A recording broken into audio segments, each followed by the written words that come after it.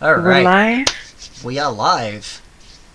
We are officially live. I usually, sit around till the number on the clock hits a 5. And that's when I start, air quotes. Fair enough. So I usually just sort of sit this here, and this is the pre-stream where we're fucking around and figuring out what to do. And everyone gets to look at a scene of two Canadians staring at the camera with vaguely Cyrillic-looking font that says "Eat the Rich."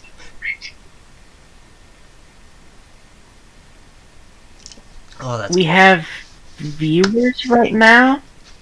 I don't check my viewers.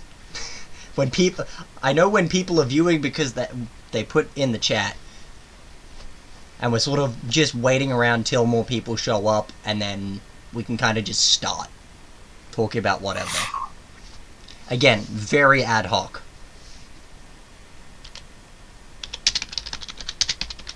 Mm-hmm. Mm. I'm in absolute agony. Hey, handsome. We're also streaming right now. Well, I'm streaming. So, you're not allowed to show your tits.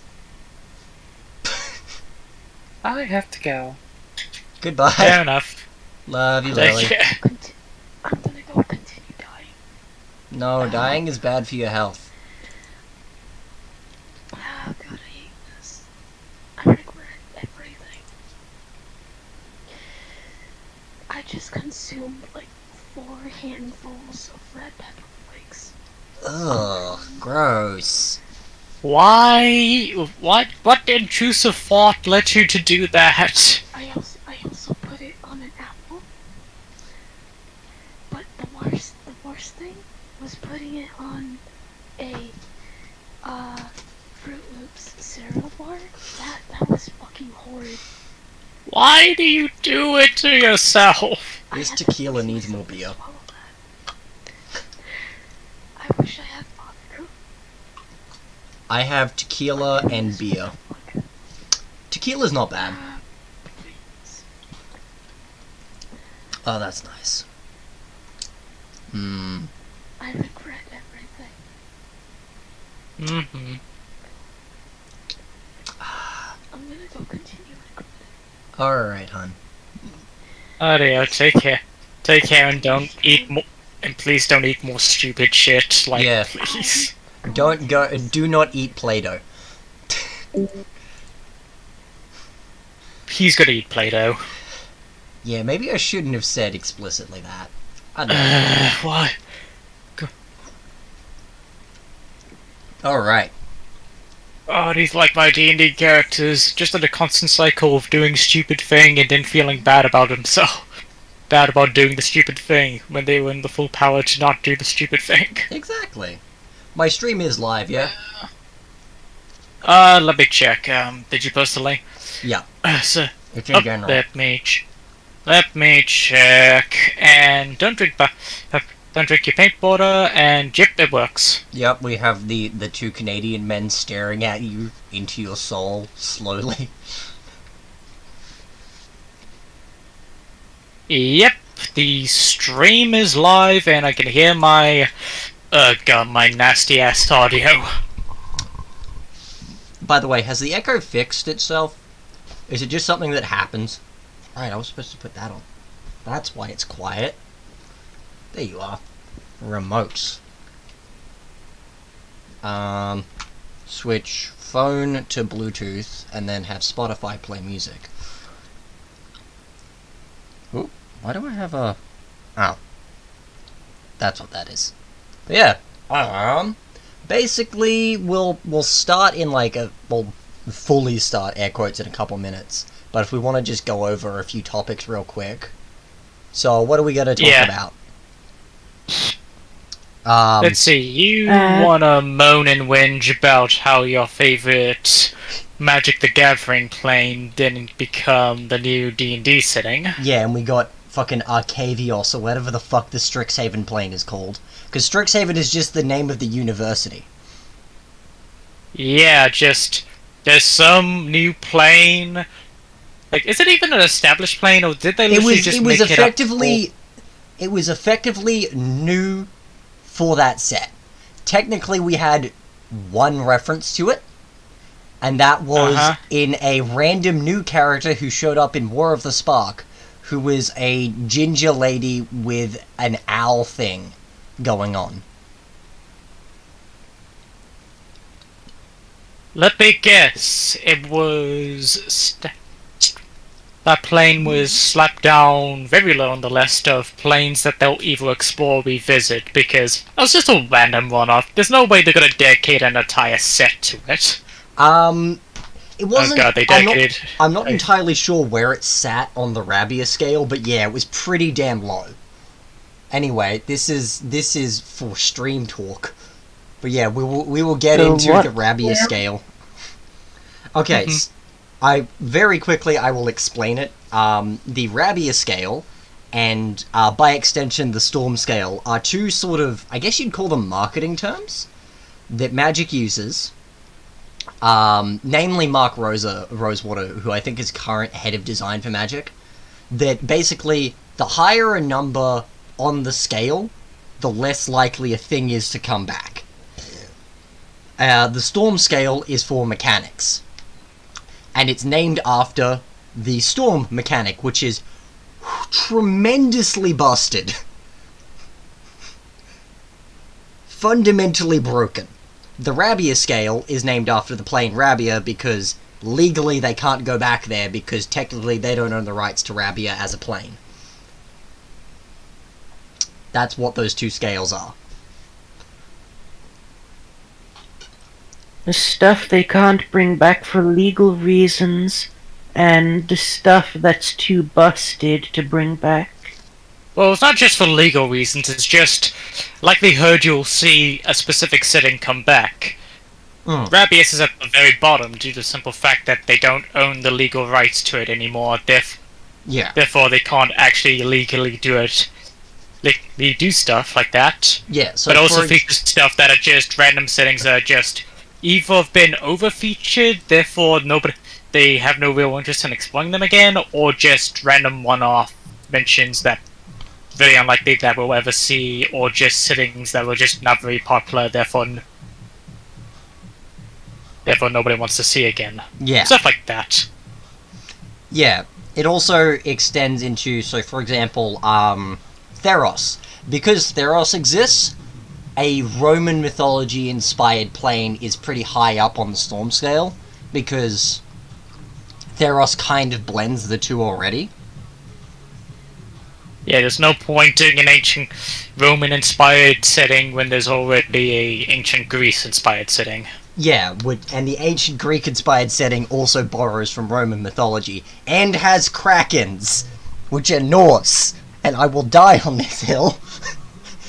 Anyway, we're switching over because we hit 950, so we're officially, air quotes, live, as far as people are concerned.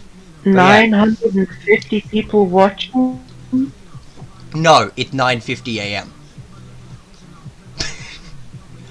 I keep my viewers hidden because I don't need that crush to my ego. I basically wait until I get an email from Streamlabs telling me how many people watched it the next day. I don't think I need anxiety. Yeah, exactly. So it just says viewers hidden next to the 8-minute mark, which is how long I've been live. Welcome back, Crow. Welcome back, Crow. We're official. Official podcaster of Hubris. Hello, Milk. We're podcasting. Technically. Sort of. What? I'm live. Okay. We're talking about nerd crap. So. I'm a nerd, so I don't know. Alrighty. So, where do we want to start then? I have no idea. Shall we start with the Wizards of the Coast bullshit? I don't even know what that is. Yeah, that was first on the agenda. Yeah. Yes, let's go into the Whinge and Moan hour.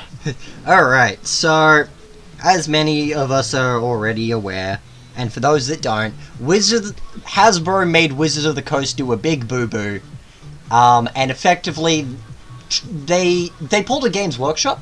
They burnt a lot of their goodwill very quickly, and are scrambling, and a lot of the employees at Wizards are pretty much on the whole thing of, we just want to not be a Hasbro subsidiary anymore. Effectively, we've peeled the floorboards up and realized there are 50 million cockroaches underneath. That's sort of where we're at with the Hasbro situation. Apparently, they're already trying to walk back on their final statement about trying to fix shit and the SRD. Mm-hmm. So that's fun. From what I heard about it, they tried to do it in secret, send out the contracts under NDAs, and try and make it this is a French word, I'm going to screw it up. Fait accompli?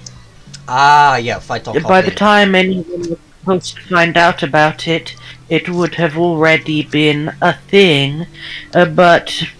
It turns out if you send out an NDA and a really shitty thing, the person you send it to could just not sign the NDA. Not sign it. I think the only saving grace we have against capitalism is that it's so fundamentally sure of its own power that it fucks itself over. And it's self-destructive. What if you make them eat a bunch of pepper flakes? Pardon? You need to speak up a bit louder, Crow. What if you made them eat a bunch of pepper flakes? Nobody can hear you. You need to speak a little louder.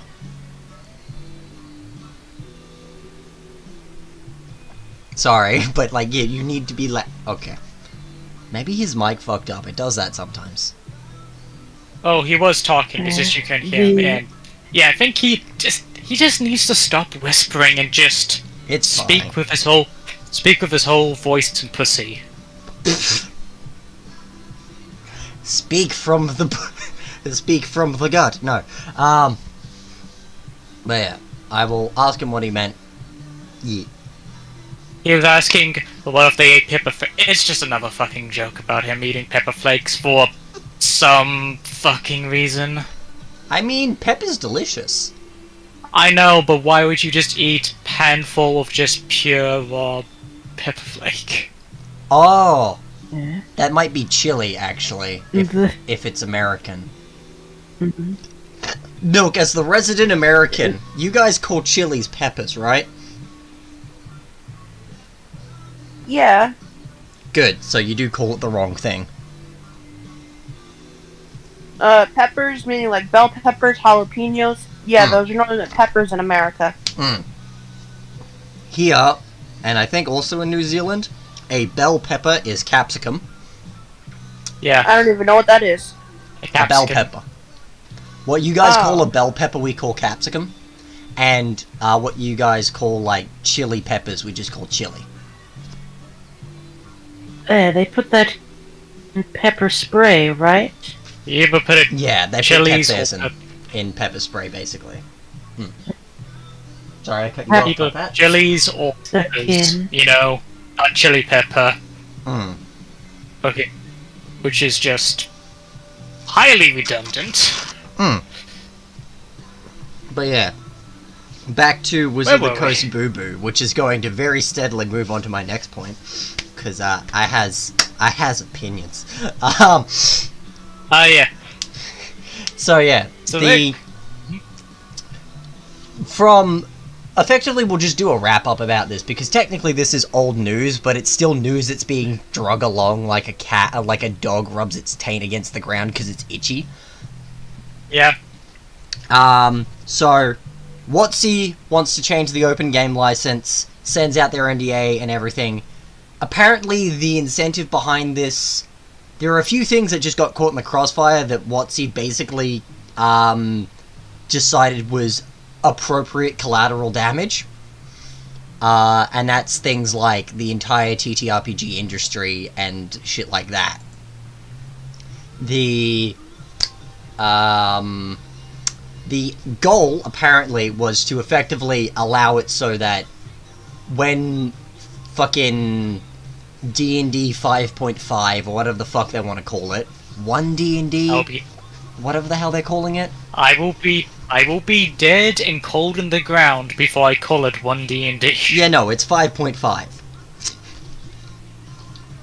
Mm-hmm.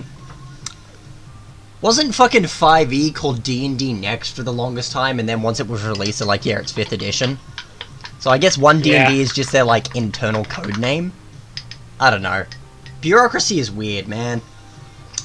Yeah, Anyway, Yeah, it, doesn't matter. Regardless. yeah. So, the goal was basically so that... I wanted. Sorry, you continue, What are you Tenchi. saying? I wanted to say this, but it's basically. I'm not sure if there's a specific name for this already, but I like to call it the not even the table scraps problem, where people running large companies will get so greedy that they can't even bear parting with the little concessions that would make people feel like they could make it under the system. Yeah. Yeah, basically, they got to a point where they wanted to just monopolize D&D stuff. Like, they absolutely despise that other publishers exist that do third-party content. They hate that there's a bunch of digital tabletop systems that you could run D&D in, that they don't have control over and can't monetize. Yeah. The Their inherent problem point- in capitalism where the goal is have all the money, meaning that any money that goes to someone else is wrong or bad. Yeah. Yeah.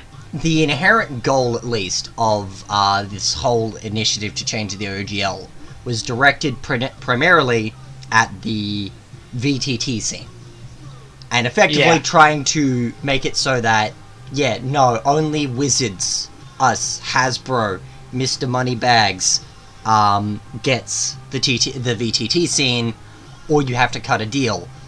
The problem being, because it was worded stupidly, and a bunch of other reasons that just sort of inherently there, because there's a very clear difference between how OGL 1.1, 2.0, whatever the fuck they were calling it, the first one, the revision, is written, and the original OGL, and also the one that came after it, and then the one that came after that one.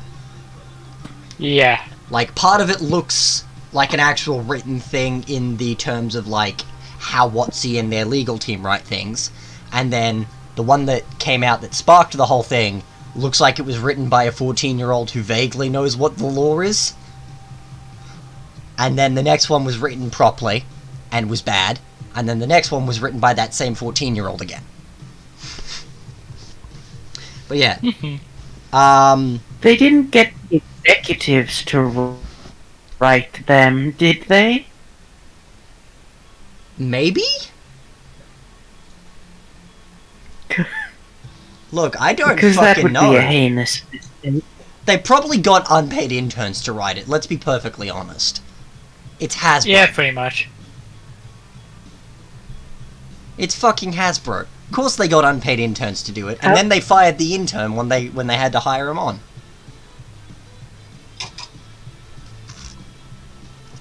Anyway. That sounds like not just amazingly bad business practice, but an amazing way of shooting yourself in the foot. Oh yeah, no, absolutely. But yeah, but there's more. yeah, there's a lot of issues with it, like the fact that a bunch of those things are, especially the weird vague stuff of what was going on was, even in American law was considered unconstitutional, let alone the fact that a bunch of it will just not fly overseas due to the fact that it's just so shittily written that and vehemently American. No court will ever recognize that and suddenly just throw out the case if you ever try to bring it up. The way the first OGL was written, there were ways you could pass that WotC was trying to claim the entirety of the RPG genre. Not tabletop role-playing games, all role-playing games. Ah yes, the fine bros trying to copyright the concept of a reaction video. Exactly. You know what the legal stuff reminds me of? It What? reminds me of Elon Musk insta-firing a shit ton. I'm sorry about this tangent, but the legal crap reminds me, the American-centric legal crap reminds me of Elon Musk instantly firing a bunch of people from Twitter, even employees in other countries. It's fucking weird, man. But yeah, there is a lot more, and again, none of us are professionals in this field. A lot of this is, again, I'm parroting a lot of things I've heard and sort of done a little bit of research into, and just going through the whole thing of like, if this is written how I think it's written, excuse pardon fuck what? Huh? Dad, what? Yeah, it's like, you put what words in what order? Huh? Excuse me? You're telling me a gingerbread this man? Yeah, basically. You're telling me a shrimp fried this rice? Oh. Wood fired pizza? Aw, how is he supposed to get a job now? You mean a pizza this hut? Anyway, but yeah, it's, Okay. Then we move on to the sort of second draft of the OGL, which is a very reactionary thing of... I saw the best way of describing this. Also, man, this bottle looks like it's got snake skin on it. It's the best. Sorry, I got very distracted by how pretty the bottle of tequila I have is. ADHD. Anyway, the second draft, which the best way to describe this whole fiasco is, Watsy tries to shoot you, apologizes profusely when their gun... Sorry, Hasbro tries to shoot you, apologizes profusely when their gun jams, tells you that you should trust them as they're loading the gun.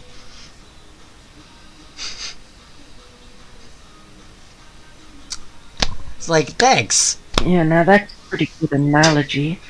I still can't get over the fact this was all apparently over VTTs.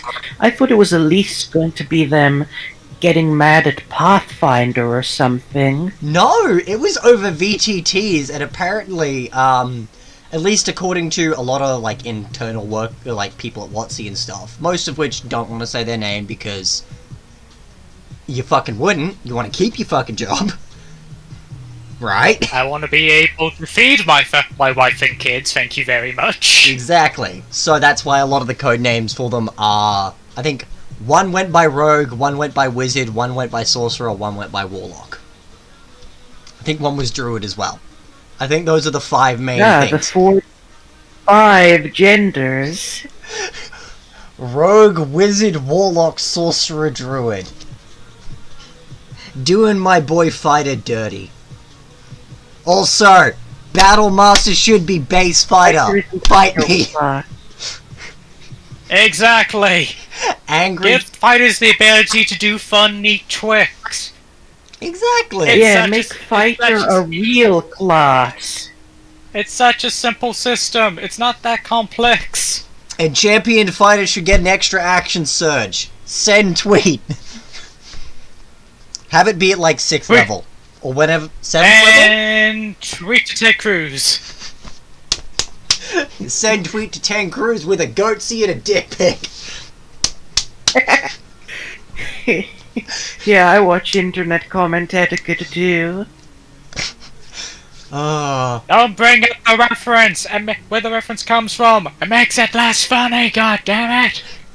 I don't know where the But reference what if came that from. I is- just imagine sending a tweet to Ted Cruz with a goatsy and a dick pic, and I loved it. Hang on, was Ted Cruz the one who got outed for liking trans people by accidentally sharing to Twitter or Facebook a porn video he was watching? No, it was of a live porn streamer. Was that Ted Cruz, or was that a different Republican senator who was vehemently transphobic? I think They'll God. jerk off to us, but they won't give us rights. And here they said I'd never get treated like a real woman. Yeah! object. So I was like, and they told me I'll never know what it's like to be a real woman. Hmm. Oh, hell But yeah. yeah, we're getting so. Yeah, Where well, were we? like for It people was to Getting jerk off to you sidetracked and is the not name want to of this give you rights. podcast, Top Hat. Look, I We're don't getting know what you sidetracked. I don't know what you thought you signed up for, but this is a collection of tangents vaguely masquerading as a podcast. Nothing Okay, wrong where with were we now? Okay, that. where were we? Something about. VTTs Wizards and the of the Coast? OGL and how this whole thing. Actually, the statement they put out that was written by Hasbro execs is literally a how-to guide on how to gaslight. That was fun. That was funny to read. Fucking, they won and we won too. I'm sorry, what? I can't even. I still can't get over that. This was all over virtual tabletops. What the fuck were they trying to do? Ban people from using online whiteboards or something? Basically, Look, and that's what the sorry, new GL but- tries to do. Basically, the current execs and heads of D&D are former video game guys. Yeah, one of the guys is from It's- World of Warcraft and the another is from, like, gacha games. Which should Yeah, tell you so all you need to know. Basically, they wanted to treat D&D more like an online video game service, so that way they can charge in microtransactions and yada yada yada. Basically, they want to turn D&D into a video game. Mm. Yeah, basically, the, And they the current wanted to exec step down didn't want on to all the adapt to the competition. medium, so he tried to make the medium adapt to him.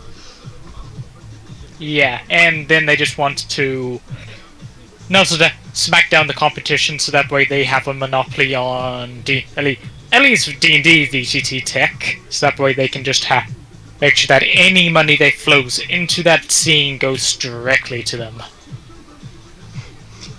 About How the hell- 75% I've never read the clown porn. OGL. How the hell did they expect to own the concept of a virtual tabletop? Specifically, it was virtual tabletops for D&D was their intent. They weren't going after things like Tabletop Simulator. Which, thank fuck, because otherwise Warhammer 40k would die. Because I'm sorry, I don't know anybody who feasibly plays 40k in person. You can't. Unless you have like a 3D printer. Like, you feasibly cannot. I'm sorry, you only have 2 kidneys and you need to sell about 3 to buy an army.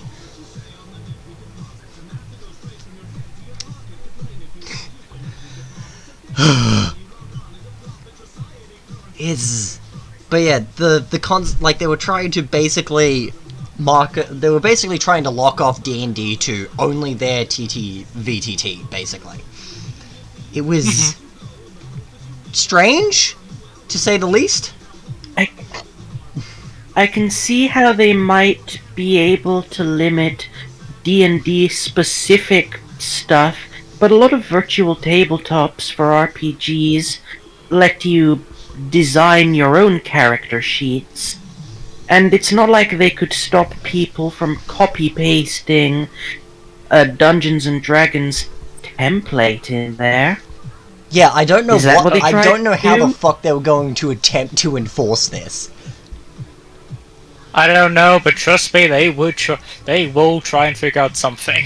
Yeah, and then we get to roughly the 3rd iteration of this OGL thing and the SRD, which may or may not even be going forward if rumors are to be believed, that boils down to doubling down on the VTT thing, but trying to excise all of the other collateral damage, which... Look, I got no clue how this is going to go, but all I know is that Hasbro has accidentally created a Cambrian explosion. Indeed.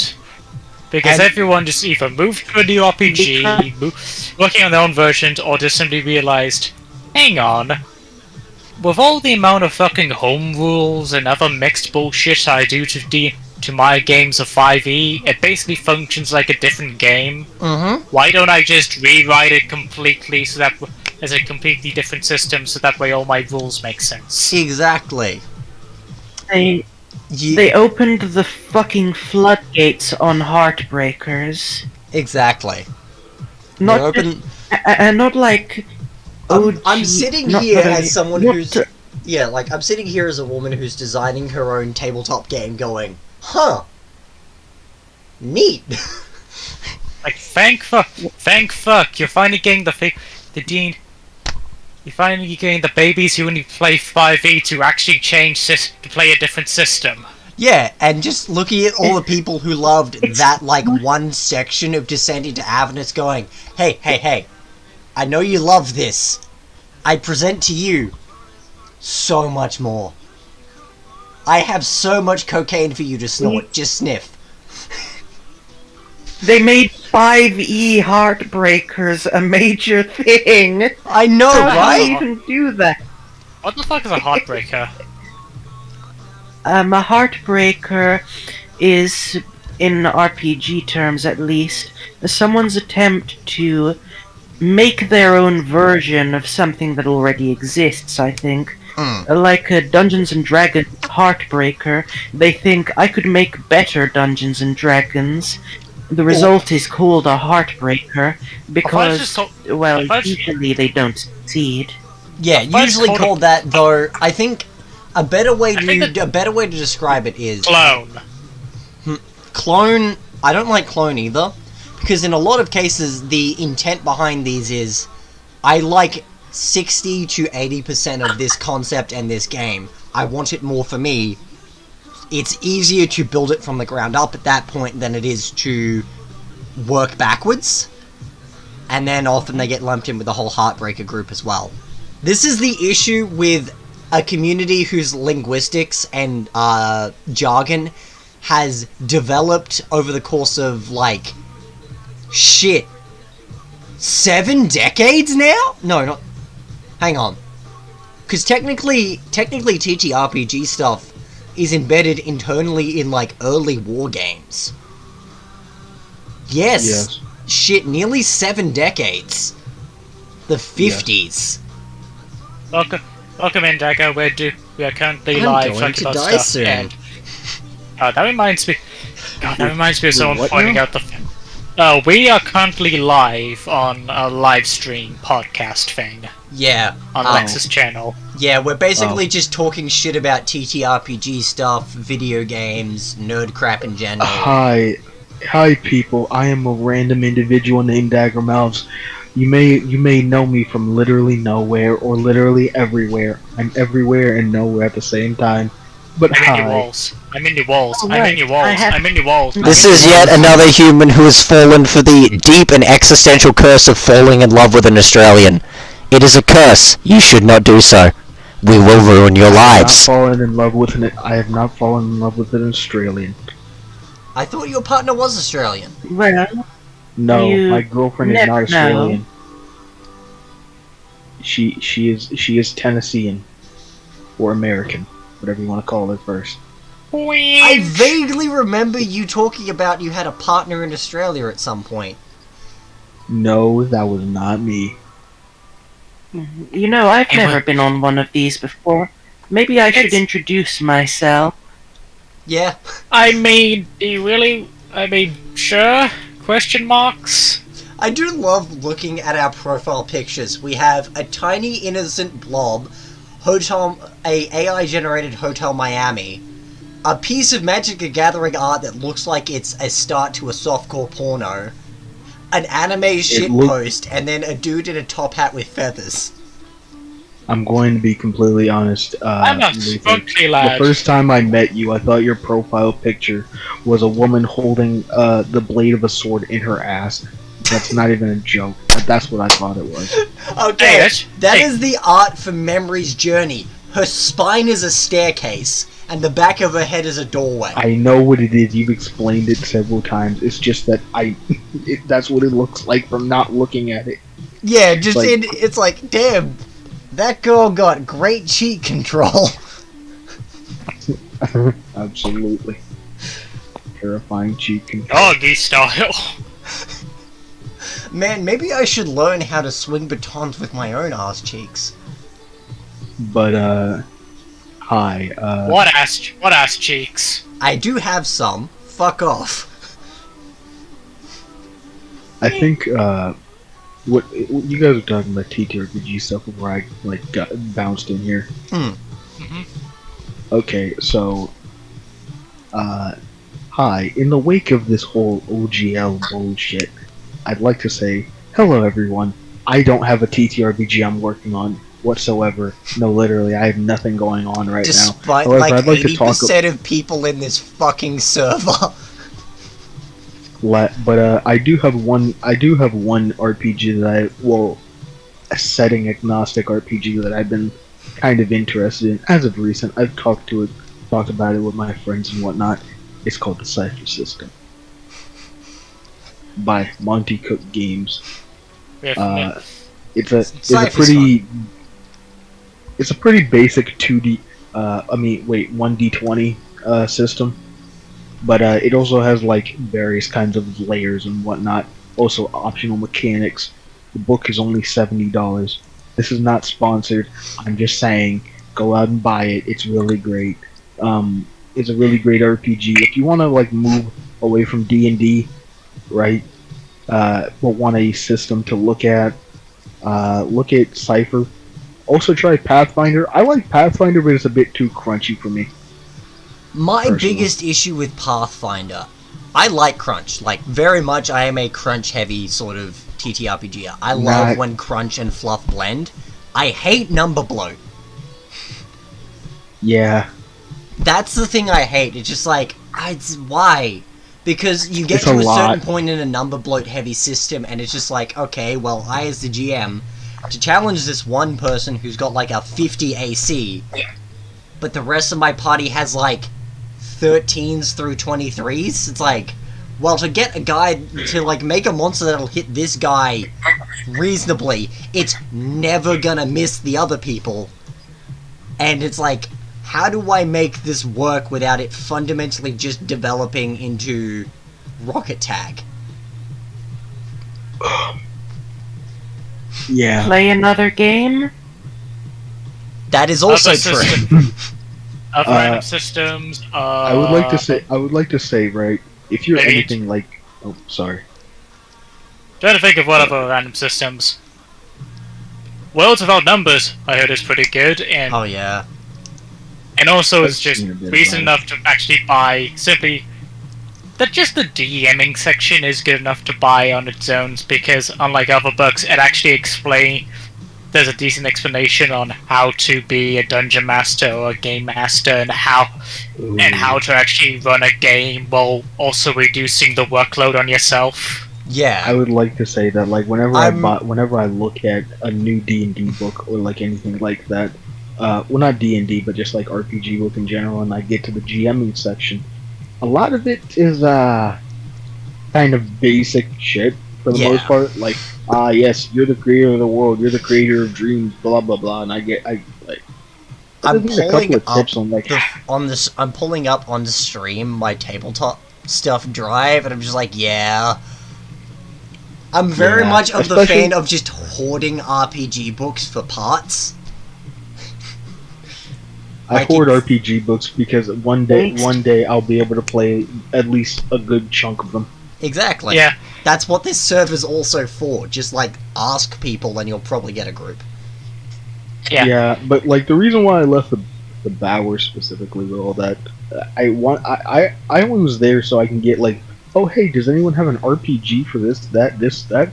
Yeah, but like in the same thing, they always shat on 5e, and I'm like, I like 5e as a system, right? I just wish it was like disconnected from Dungeons and Dragons, because like, yeah, it's like 5e as a property. system could do a massive ton if it were disconnected from the Hasbro WotC section. And I'd like to say, right, I'm just going to like be flat out, right, 100% flat out. Mm-hmm. If 5e was like a third party published like system, not many people would like be so like cringe about it. Like, okay, look, what I've noticed, right? Yeah, there's definitely a from, little bit of the... I don't want to call it hipsterism. It's... The best way I can describe it is... And it shows up very... I want to call it 4chanism. And I will explain why. There is a very specific pseudo-counterculture element of 4chan that is hyper against any form of concept of, well, big company... Well, not even big company. A lot of people like this, ergo it must be bad. Yeah, that kind of mentality very much leaks its way into RPG, like, or at least sizably decent RPG servers on Discord and other like forms of communication platforms, I will such say, as like Telegram just- and whatnot. I guess you would call it a habitual disagreeer. Someone who just constantly disagrees with any point just for the sake of disagreeing, because that's just all they know. Contrarian? Contrarian. yeah, habitual contrarian. I And, will say, this sort of attitude has very much been against D&D for a very long time, surprisingly. Especially, like, as soon as TTRPGs really took off after D&D, D&D got the short end of the stick in that sort of cultural way. A lot. Like, Giant in the Playground, not Newgrounds, there was like a TTRPG version of Newgrounds in the early 2000s and late 90s. Yeah, Giant in the Playground. It is actually... Okay, so I did say it right. Yeah, that's And the it name was- of it. Yeah, pretty hard on that. And there are a few other communities that were very much like that, and now I'm doing the animated hand thing like a rapper. Anyway, It's continue, just, Dagger. specifically, I find that like a lot of 5e doesn't do everything the best, but I will say what it does great, specifically for what the fuck is it called? Okay, so fuck. Okay, its combat simulator isn't all that great. The character expression isn't all that great. However, as a tactical war game, it's okay. 5e is like, if I gave it a rating out of 10, like It's a it'd solid probably be 7. like a 5.5. It's like a 5.5. Really? Ironically, I'd it's not. It's not go the with a worst system solid I've seen. 7, but that's It's because... not unapproachable. Yeah. That's the thing. 5e is not unapproachable, right? Mm. Like if I play, okay, so recently, like as in like recently, 3 to 4 months ago, I tried to get into Shadowrun. Not a great. You system. poor bastard. Yeah, I tried Oh, to get into no. Shadowrun because I was In like, the chat. oh, okay, you know what, this game system doesn't seem like it's gonna be that complex. Oh. One of my favorite tidbits about Shadowrun 5e? 6e? It's 5e or 6e, I think. Because of how the math in that system works, you can actually become so good at something, you get actively worse at it. It's What the fuck? Yeah, no, the way the It's math so- in that system works, once you pass a certain threshold, any extra points in the things you're good at in that specific, direction actively harm you. imagine How the being fuck did they do that? it's like a fucking Skyrim, not I mean a Bethesda glitch where the number value gets so high that you start dipping into the negative. Yeah, it's Gandhi's pacifism in fucking Age of Empires. It's that, but as a TTRPG mechanic. It's fucking Beautiful. But like, How the So fuck I wanna- did they get that to work? so I wanted It to has play to do with a effectively rolling the dice and then comparing to a number, and then there's a sort of crit fail mechanic, and the more dice you roll, the more the crit fail mechanic pops up. So you get to a certain threshold, and it's now the percentage of hitting a crit fail issue is more prevalent than actually doing the thing. Oh dear. It's a bitch. Oh yeah, I've heard of that. On a top, More dice, more crit fail. on the topic of rolling, Hate the idea of having to roll to hit? Then check out Into the Yard, where you don't roll to hit, you just do damage. Well, So- that was bad of you. I like the. I'm Not fine with the sponsored. idea. Oh, sorry. Please give me money, and I will sponsor you. Honestly, I'm Hi, okay with Monty rolling to Cook hit as long Games. as it also Hi, I factors love in your rolling for RPG. damage. Please, I will sponsor the fuck out of it. Please, I will take sponsors. Please, I need Please. money. Please, my I don't Please, even want my money. brother, I will stop take. I will take books as payment. I don't care. Oh, please, I'll suck you. Just let me sponsor. It's not an addiction unless you suck dick for it. Oh my god. All right, okay. So, thing. Well, where does that leave people who aren't asking for anything in exchange? Absolute comrades. Well, like a comrade. I should not have sculled like fucking that last half of the glass because it was basically all tequila and beer. Whoa. You idiot. You idiot. Yeah, no, I'm drinking because I always drink when I stream because I'm anxious as fuck, and this lets me sort of chill.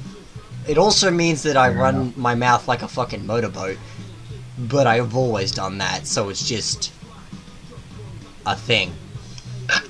Oh, fucking hell, that was gassy. Okay, But you continue, because mine was gonna be a but what tangent. on the whole TTRPG thing, I found a kind of a new love with like Cypher as of recent, mainly because how do I put it? My GMing style lets me be more of a storyteller, and rather than a guy that narrates tactical combat, it's just I'm Fair. not really into the tactical combat side of things, personally. I mean, it's good to have it. Like, it's less RPG. I fully understand that, and this is why I use wargames as a base, because the wargames fundamentally make combat work. Is where I go with that. It's like, yes, they are tactical combat, but because there are a set of rules that fundamentally direct how that works, you as the GM don't have to do anywhere near as much narration, or anywhere near as much, like, micromanaging of how combat works. There are a few things about Cypher that I don't like how the GM never rolls. I mean, they can. It's just that like through the game mechanics, they never roll. Second off, you only use like what 4 or so dice, a D6 for like health regain, a 1D100 and a D20 at most. Huh. One of the things I love about the Cypher system is because of how it's set up, disposable items actually get fucking used. Oh yeah, because you have a limit on your ciphers, right? Yeah, so you're incentivized to use them because the limit implies that you are going to get enough of them that you're going to cross that limit. As such, you as the player are likely to use them more, which means the fact that they are pretty prevalent actually matters. Okay, so I will explain ciphers in the quote-unquote cipher system. So ciphers in the game are one-time use abilities that the players can use that are given by the GM. The abilities can either be physical or non-physical. So in a weird way, you can give the players like actual narrative like bullshit pulling in a way. Yeah, no, it's kind of like ciphers are fucking amazing. They are basically, hey, what can you think of in the moment? Here is a disposable item that lets a player do that. Yes. Also, another thing about Cypher that I'm not really fond of is that for like the artifact slash magic item tables, essentially the player has to roll it to see what they get, and it's kind of like, huh, huh, huh. Maybe you I mean, just rip. Again, I can see the value in it, like at certain tables. Just I'm not sure about it. I think one of the joys, and I think the reason people love tabletop games, is, as opposed to video games and similar, you have to know how to code and a few other things to change the game fundamentally.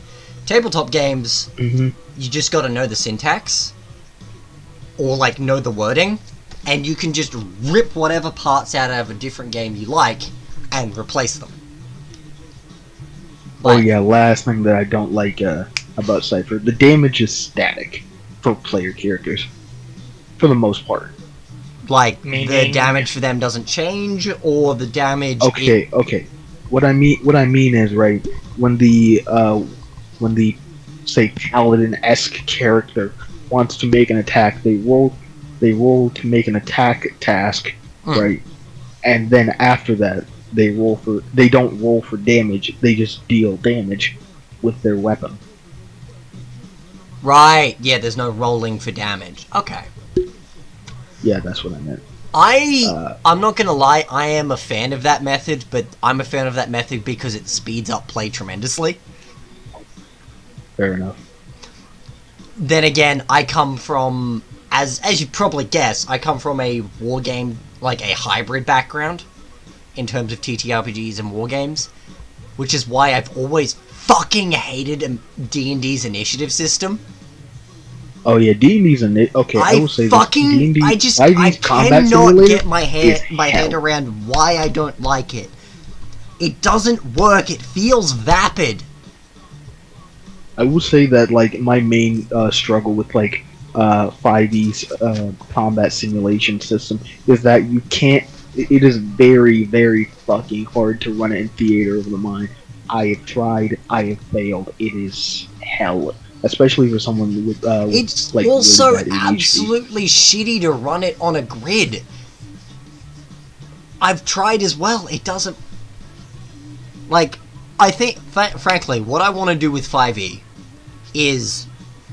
Oh, fucking hell, my nose is blocked. Ugh.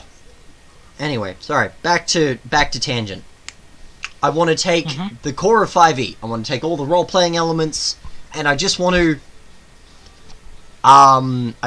rip maybe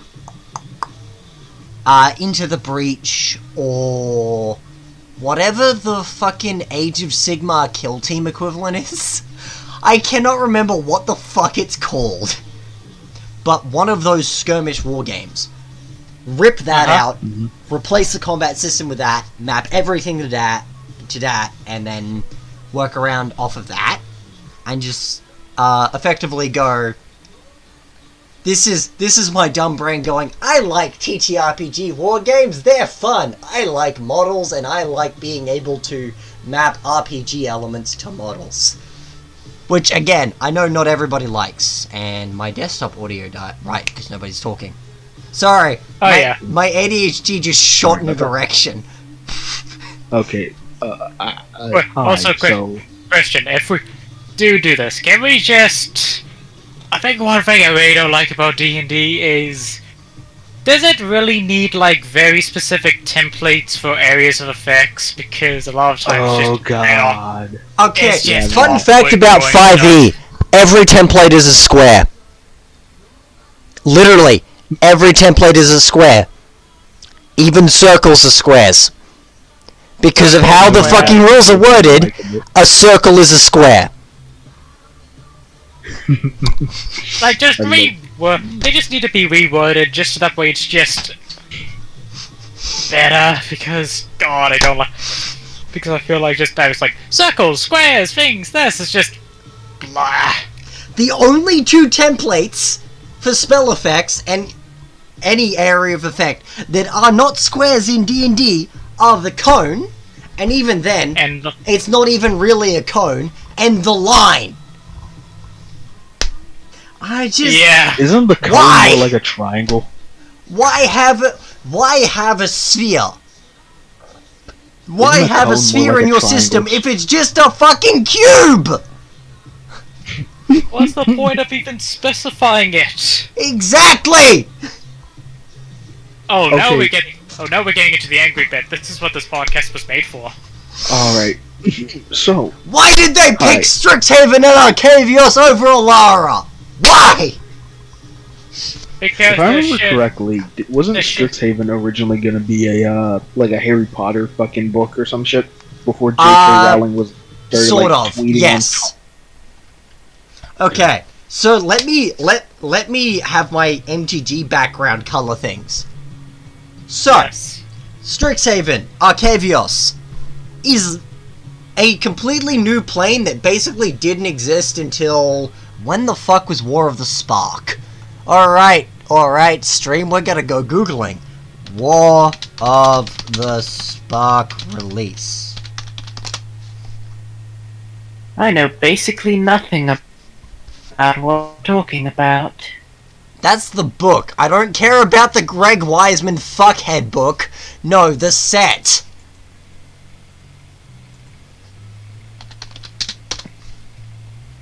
May 3rd, 2019. So, that is actually the first reference to the...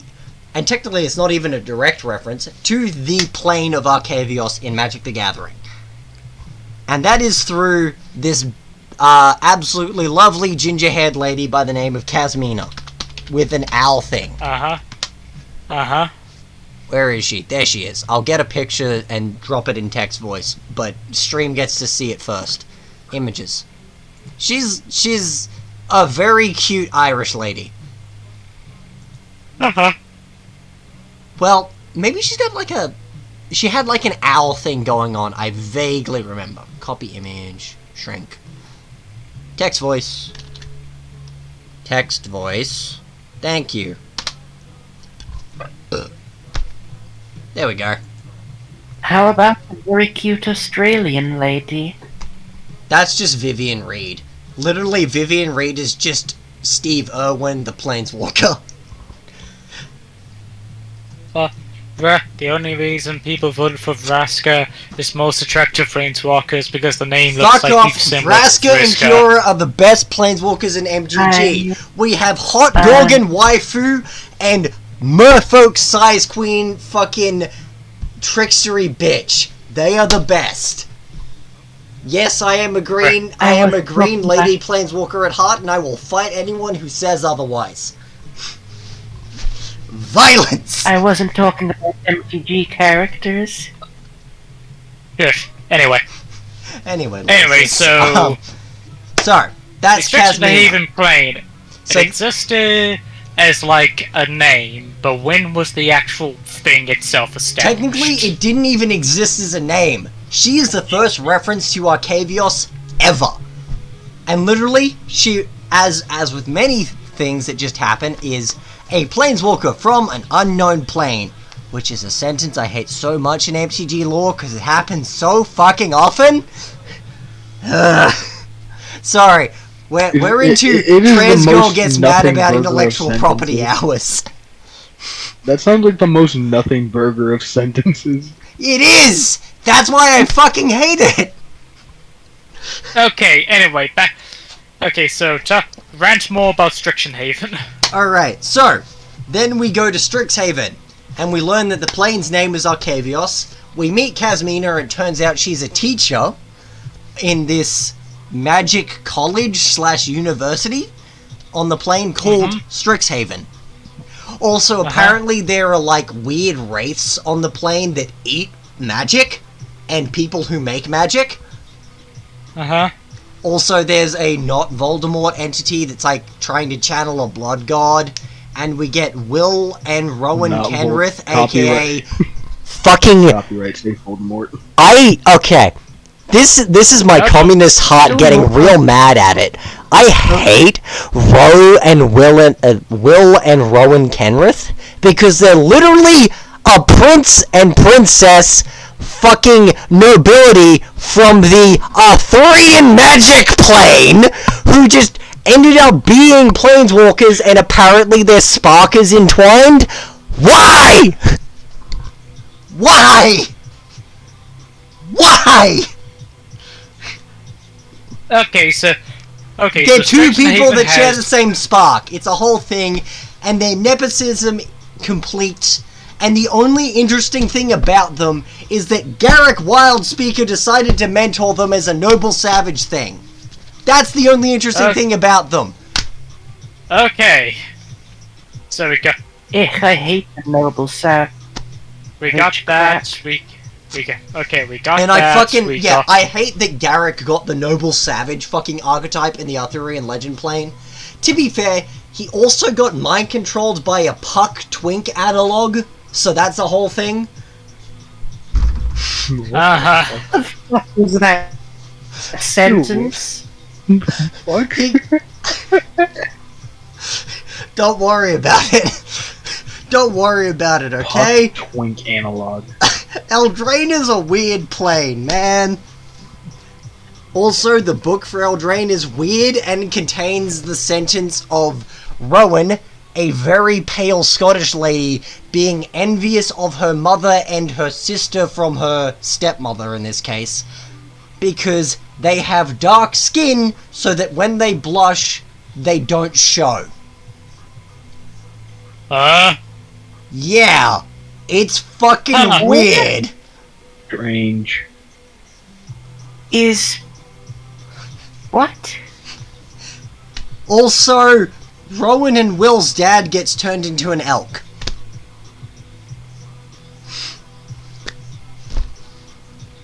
Not a stag, Well? an elk. Interesting. Look, man, Eldraine was weird. Anyway, back to Casmina and Strixhaven and that whole set. So, we basically get Magic University, which actually, I will say, Strixhaven is very much not Harry Potter. It is way too university. It is way too university to ever be Harry Potter, which I kind of like.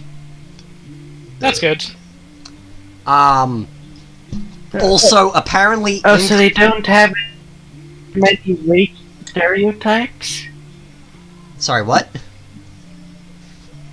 They don't have as many racial stereotypes as Harry Potter did? I mean, yeah, but then again, that's not that hard. It's like, look, even if you put 2 in, you're doing like 310% better than JK did with her like 30? I mean, I'm kind of glad JK was transphobic, because you know if she had a trans character, she would call her Clitorina Tuxalot. It would have been a stupid name like Amanda. I mean, Amanda we've already figured Big out that Hands. if anyone related to JK names a trans character, it's going to be called Sir Ona, which, by the way, in Japanese translates roughly to woman or woman man. So basically, it's Sir Woman Orion or whatever the fuck it is.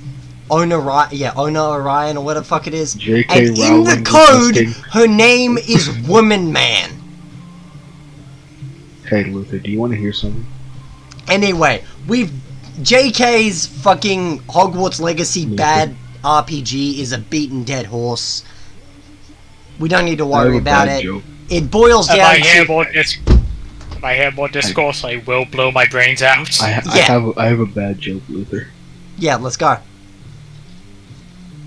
J.K. Rowling resisting to make the Japanese exchange student's name Hiroshima. Oh, I posted that meme.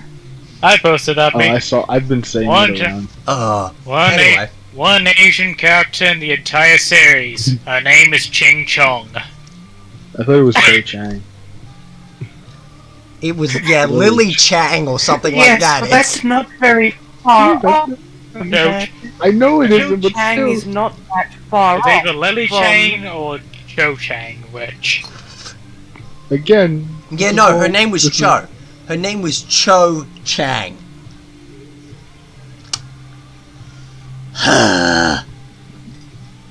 Sometimes we should just take the pen and paper away from people.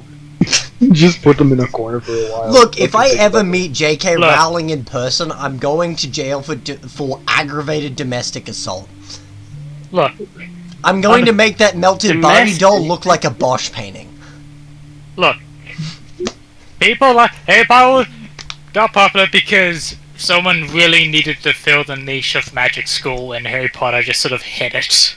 Yeah, that's Hey, also didn't kind Neil of why Gaiman where I'm write at a the point book? of like I'm like as a trans woman, I'm not super up you if you go to buy the game because look, we have like 2 to 3 things that fulfill the magic school role, and they are Harry Potter and the anime. That's a magic school What thing. about Skyrim? Harry Potter and Skyrim anime. doesn't fucking count. I know. It's I weird. was fucking. Academia? Please don't be my brow. More tequila. Yeah, you were talking about Little Witch Academia, right? Yeah, Little Witch That- Academia. yeah. Because the only thing I know about that is the meme of the lady riding a Roomba and the other 2 people riding broomsticks. Yeah. Okay. Well then, I'd like to just talk about thing outside of the whole J.K. Rowling thing. Yeah, sorry. Uh-huh. Anyway, back to Arcavios and wizard frat houses. Because that's basically what Arcavios and Strixhaven is. And I'm so sad we didn't go harder into the frat house thing. But you do have pledge mages. One of which is a tree dude, which I'm straight up, I look at him and go, that's the guy who sells weed to the entirety of the... What the fuck is the green black house in... I don't know. I'm actually gonna check that. Wait, the green black house in fucking what is Strixhaven. it called? I don't know. I thought you were about to say Harry Potter because I was like, okay, wait, I know that. But yeah. Witherbloom, that's it, right, because they're... bruh. My favorite thing about Witherbloom is they're, like, super hard into the idea of... It's not soil! Sorry, it's not dirt, it's soil! And it's amazing! Also, they Awesome. have it... Also, they have the best boy, who's a troll chef. And I love him, and he is great. I mean- the chef, or he cooks trolls. He is a Or troll both. who is a chef. Do you understand? Do you really have to ask for that distinction? We're not doing double entendres here. No, you do have to ask for that distinction in magic. Oh, fucking course. Anyway. How many times did I say Urzur's a cunt describing magic to you? I Or the mean, phrase, we'll I gotta- get to that. I mean, we got that the first time, but yeah, how does the actual colors of magic break down in Strixhaven again? I think it's like 2 colors per house, but... Yeah, 2 colours, enemy colours. So you have Witherbloom, Prismari, Quandrix, and those are the 3 I know because those are the 3 I care about. There were 4. I don't remember the 4th. 5. What was it? It had an X. It had fuck it, X. Okay, 5. Yeah, There was one that had an X in its name. I don't remember for the life of me. Quandrix, probably. Okay, so you had Hold the on. white-red one, which was Lorehold? Yeah, Lorehold. And basically, they were like battle scholar bards, which I'm super concerned. Like, I looked at that and went, man, this I'm super into. And then I saw the color Lorehold, pairing going and Prismari, went, okay. Quandrix, Witherbloom, and Silverquill. Silverquill is an ass name. Silverquill, by There's the a way, way. you know the Inklings are slurs? They're slurs made manifest. What? What? Yeah, no, they're fucked. Inklings are insults made manifest, and the most powerful ones are deeply concerning and deeply powerful insults. Lorehold, Prismari, Quandrix, Witherbloom, and Silverquill. Thank you, Isaac Womberbrand? Womberbrand. I just imagine it. Thank like, you. Hello, fellow worm brain. It's like, so why should I join Silver Quill? I Oh, too we're have one of the best worms in my houses. brain. I'd absolutely blasted. Yeah, no, Silver Quill like, student stumbles you look at the falls a Inklings. bottle of empty scotch on the ground, Aye. starts a Here racial at, slur, here and at, just here black. at Silver Quill, we're all racist and Hell, it's fascist. black Yeah, you. no, no, Silver let me- Quill is come on, let me- fucked. Silver Quill let me is make- so fundamentally fucked in the head. It's like, yeah, I'm going to physically manifest a magical ideal of a slur to beat you the fuck up. No. Why? That was my joke. That is hateful. I love that. I just want to make my statement. Just a Silver Quill Go on. student stumbles out of a bar, chugging a bottle of scotch. He throws it on the ground, yells out a racial slur on the top of his lungs, and then out of his mouth bursts just like a black ink monster that just leaps towards the closest minority and starts eating its face. Yeah, no, it's absolutely fucked. Oh my god, they're gay! Oh my god, they're gamers! They are! They're rich kid fucking gamers! Fuck Silver Quill, and fuck every aspect of them! I think they're my favorite house This, now. this, oh what my color god, are they? wait a minute. One of my They are fucking white players black. listen, Black one of my black? players in my fucking, what is it called again? One of my games, right? Has the Silver Quill optional background thing, right? And Yeah. now I'm going to tell them that because I'm a bastard. Wait, Yeah, no! what are they colours? It's they're fucking bastards! Every single one of them, except the one main character who's apparently, like, super pissed that his dad is the dean of his fucking, fucking... So this is the house that you keep away from bridges? Yes. Or you Oh, yeah, toss wait. over the bridge. Either or. What's that color breakdown again? I didn't catch. It was black something. Black, white. Orzhov. Oh, no Huh. way the gamer Huh. Wait. is black in their color. Their No, color is... no. Okay, the reason... feel like Okay, it would black, be white... one- so the way... And part of why I love using the color pie to describe different characters as opposed to the alignment structure is the color pie Yeah. does not work on a good, evil, law, chaos binary. The color pie works on a descriptive factor. So Yeah. each color has good and bad traits, air quotes. So white is community, but also xenophobia. Blue is knowledge and stagnation. Black is selfishness and preservation. Red is chaos, like a sort of chaotic freedom element, but also a not infidelity, inability to sort of sustain. Green is sort of like natural and sort of growth, but also a almost like absolutely, it's almost Ludditic is the best way I can describe green. Is like green has very strong Luddite tendencies. Also, time for NDG And Grim. But yeah, one comment I just want to quickly say about alignment is, I feel like people just use it. Okay, I'm not gonna say the stupid thing of all they use it wrong, but yeah, basically people just use it wrong. It's not about personality. It's about placing your character in the vague, constant cosmic war for the soul of the universe that's always going on. My favorite sort of deconstruction of alignment is somebody found a way to map alignment to the color pie, and it turned out each alignment was from a different color's perspective. So traditional alignment was from white's perspective. And then they made 4 separate alignment charts for each other color. It was really well designed, honestly.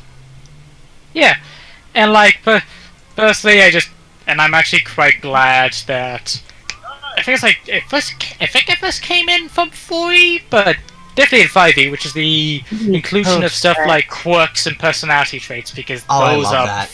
flaws which are far more impactful to a character, and more focusing on that because people just think, oh, alignment is your personality. No, alignment is just where you're it's your alignment. It's what sort of typical faction you side with and what Exactly. people will tend to be your allies. Exactly. True. It's However, your stake in to- it's your stake in the I'd like plane to of say- Mega War. I like to Like say, if you're chaotic evil, you're not immediately Let a Dagger speak. hyper-destructive asshole. It's just you're aligned to other. You're aligned with in a similar coalition or faction with other chaotic evil creatures. Same with everyone else. Dagger, continue So- because you got cut off. Yeah, you know what I'm saying? But, the reason why I'm not such a big fan about alignment is that I've ran into way too many tables that kind of treat alignment in some way as gospel, and even in like Wizard of the Coast, like own pre-written material such as in Curse of Strahd. Being a good aligned character in Curse of Strahd is optimal. Weirdly, but the reason why I don't like it personally, You crawl. I just don't. I've never found it limiting or like weird on character expression. I just don't think it's a great metric on how to judge morality. And a lot of people use it to judge morality when morality is a lot more complex than that. Yeah, people try to use it as a fixture to judge like Yeah. IRL morality and more complex morality, but the thing is, they always It's forget not one thing: amazing. Dungeons and Dragons is a fantasy world where Yeah, good like, and alignment good, works evil, raw, and best. chaos are like physical aspects of reality that are very much real. There is like, objectively alignment. good and evil things because there's literally they're literally gods. Yeah, exactly. In that Yeah, type like, of shit. alignment's- So trying to Alignment's biggest strength is in something like Plane Chase, where you're actually factoring into the whole like alignment section war. Alignment works best as a sort of when it's used not descriptively instead of prescriptively is the best way to describe it. But again, I'm much more of a person who's going to go, okay, what color of the magic pie do I sit in? Because it's a more fluid, more not esoteric, but it's a more like fundamentally I can use it to guide a character's concepts more than which of this 9 points it is. Because technically the color pie has 5, 10, 25. No, yeah, 5, 15, 25, 30, 6 options. Which I think also technically tracks to, like, the INTP thing? No, that's 16. Which also doesn't work because I fuck with those tests a lot. Every time I take one, it changes. Which I find entertaining. yeah, and also I feel like I stayed INTP for a while.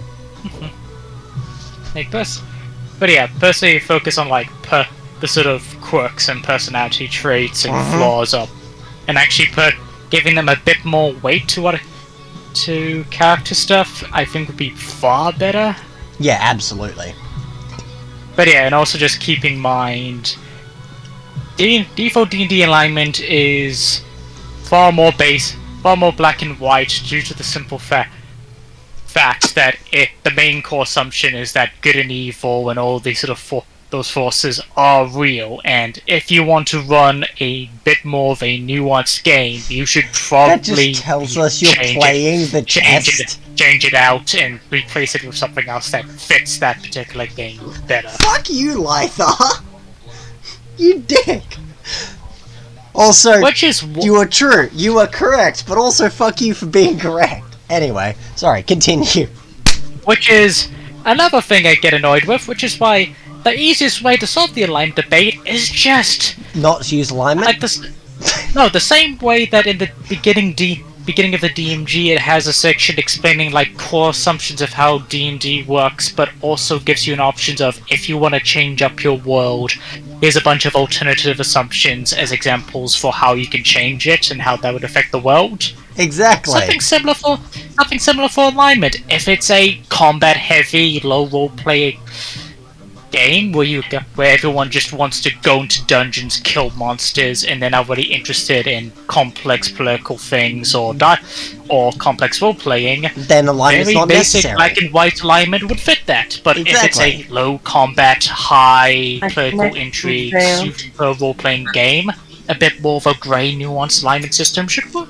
To fit that, you should have different layers of how complex alignment should be in order to fit the game. Exactly. Anyway, what were you up to, Tenchi? Finally got that off my chest. Yeah. Paid for the wordplay. Their connection failed. Okay. Anyway. But yeah, my answer to pretty much any sort of big thing is that in the end, just give the players, and especially the DM, more choice in how to influence and change the game, so that way it actually fits what works. The great role-playing games is chopping and changing anyway. Yeah. Like we said earlier, all you need to do is understand the syntax of game. And you can change it fundamentally to whatever the fuck you want.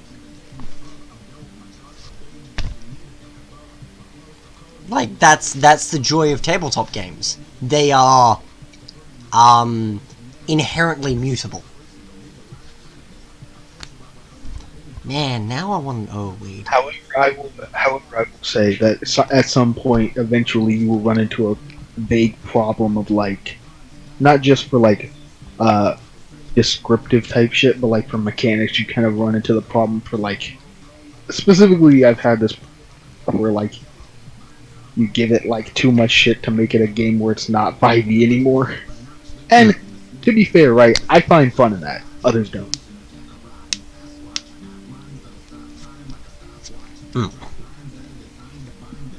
Also, However, if my music is too loud, tell me. Done in 5. However, if anyone here wants any, well, not here, but like in the video, certain video thing, I don't know. But if anyone wants any like alternative games to like look into, if you want kind of like beer and pretzels, kind of like more spectacular like fucking games of like quote unquote D&D, play RPG Index. Wait, is it Index RPG cards or I whatever think it's so. called, but, like, Yeah. that game, it's pretty good, pretty fun. You want just some beer and pretzels fun. I'm not gonna lie. I'm a huge fan of like just playing games that are. Here are like 7 RPGs that I like. Now play nice. And just shoving at the players. Like a giant burrito of bad game mechanics wrapped together by a tortilla of vague understanding. If you want to play a game where you get to be like a queer person playing with your friends and other people, look into 2 games specifically, Thirsty Sword Lesbians, as well as its supplement, Advanced Lovers and Lesbians, and the other game, Vampire the Masquerade. I love the name Advanced Lovers and Lesbians. That's the best. There's also a few other games, such as There's also a few. Lesbians. Car Lesbians fucking sucks, and it reeks of 4chan. I have violent opinions about car lesbians. Tell us. I want to find the person who made that and shove their face into a brick wall until all we see is a thin, fine powder of bone and blood mist. And then I'm gonna take its shit on the corpse. What did they screw up in the game? It reeks of straight man wants to watch lesbians kiss and fuck.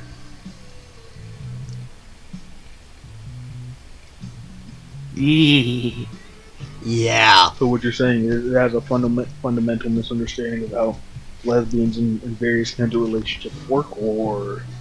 Yeah, no. Hilarious concept, awful execution. You have the exact right idea, Isaac. Mhm.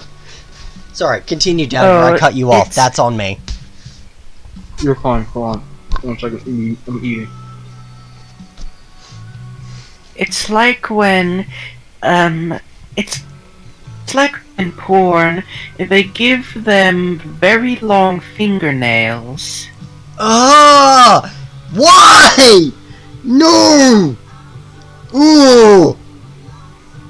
Fucking I had bad flashbacks. Why? Fuck you, Tenchi. How dare you, little sis? How dare you? Sorry, I'm just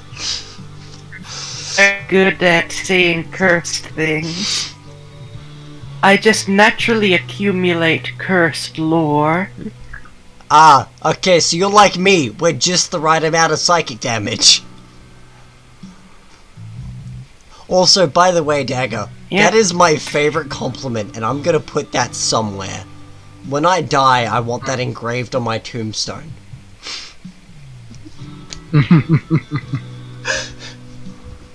Just the right amount of psychic damage. Just the even amount. Enough to cut the bad part of the ego off. Ah. My favorite thing to ask to people with short nails, though to be fair, I did actually get sort of scolded for this, is to, I asked, to be fair, I probably should not have done this, I was very drunk when I did. I asked a bartender, because I saw her nails crop, it's like, guitarist or lesbian? Which is probably not the correct thing to ask, but it's a very... As someone who's done guitar work, it's like, nails are a bitch. Right? Sorry, what was that, Tenchi? It's the index and middle finger, I think. If those have shorter fingernails than the others. I did also ask a friend of mine who I knew was either gay or bi. It's like, because I saw her with long fingernails, like, ah, so you're single. And she just looked at me like, how dare you be right? That was the best ask. Alright. I am done eating. But, other games to recommend. If you want to play a system vaguely like 5e, but like not 5e, try 13th Age or Fantasy Age. They're pretty good. If you want to play a fucking superhero game, look into Mutants and Mastermind. It's pretty good.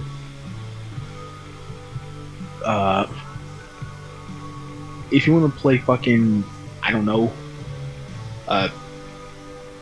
what the fuck is it called again? Oh yeah. If you want a setting agnostic RPG, Cortex system, Fate system, and Cortex Prime. I mean Cortex Prime, Fate system, and lastly, what was the last one? Cypher. Those three are pretty good. And I don't know. There's got to be one. There's got to be. If you want a vehicular war game, TTRPG puts on Shillat. No. Last couple of things. I don't. There's gonna be one of you motherfuckers hiding in the goddamn like thing here. One of you might be a furry, I guess, but like,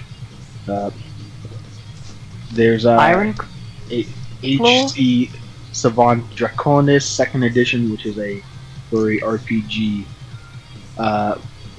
Okay, it is a the one about the cyberpunk. ANCAP furries. What'd you say? What was the ANCAP furry furry. book for 5e? I have no idea. I haven't checked into the RPG that much. I just bought it one day because I am a furry, and I just thought, oh, this is cutesy, because that's how my brain works. There's also the system known as Iron Claw, which takes place. It has a first and second edition, which both take place in the. I don't remember what the fuck the world is called for the life of me, but yeah, pretty good. Furries. Speaking of furries, I'm still waiting on that damn furry D&D book. Colin, if you're listening, I'm watching. Yeah, watching what the you. fuck was the name of that? Delver's Guide to Beast World. Delver's Guide to Beast World. Yes. Alright, that one. That's the one, Lytha. I have the PDF. I can give it to you if you want. I mean, have I got you as an editor in the drive? You probably should be, considering how long I you've don't been here. know. I'll make you an I don't editor in the know. drive and you just throw it in whenever the fuck you want. Sure. I'm at the point now where I'm seriously considering spending, like, however much it is a year to upgrade my Google Drive to a terabyte. Because the amount of people that use that drive and the amount of shit I put into it, I'm just sort of sitting here like, yeah, I could probably spend $15 a year to shove everything into it. Oh, I have at least how many gigabytes? At least over 100 gigabytes in RPG shit. Most of it Alright, is 5e that content. basically sells me on it. Most of it is 5e content, but my other RPGs are. Let me see here. I've collected a lot of RPGs over the years. The Modifius 2D20 system, which includes Fallout the role-playing game, Doom the role-playing game, and Dishonored the role-playing game. A Song of Fire of Ice. Dude, What'd you say?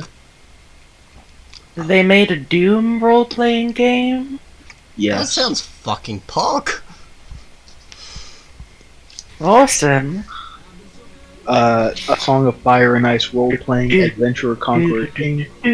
Alice is Missing. Ark Doom. Battlelords of the 23rd Century. Call of Cthulhu 7th edition, because I'm not looking back at the other editions. I just like to get the most recent ones.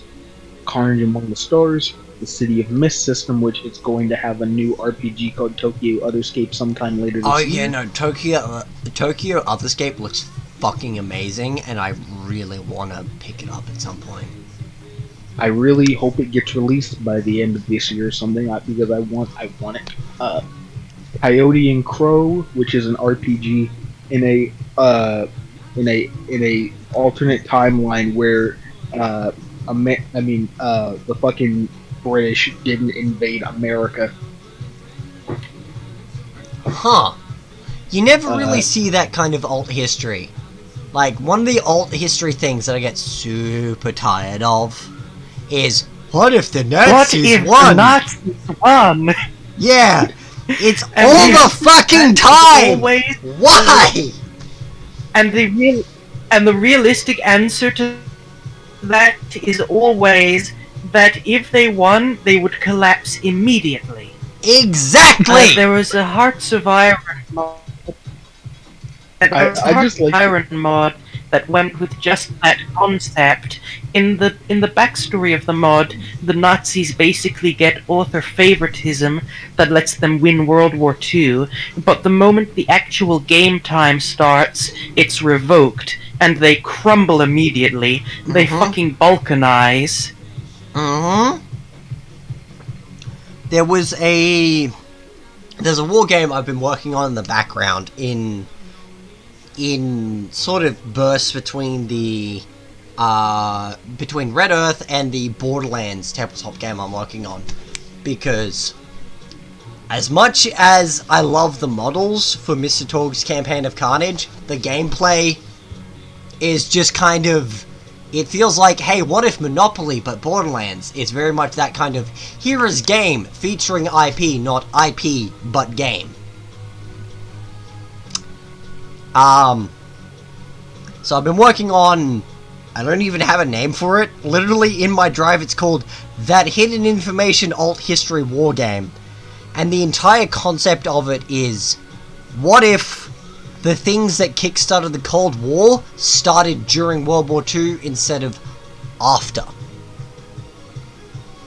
Basically, it boils down to, what if America didn't join... Well, like, effectively, what if World War II ended with the same result, but with a lot of different little things that changed? So, for example, America doesn't join the Allies. Russia defects from the Axis earlier on. And joins... Well, sorry. No, America does join the Allies. Russia defects from the Axis earlier on. But Russia's, like, communist capitalist feud thoroughly develops in World War II.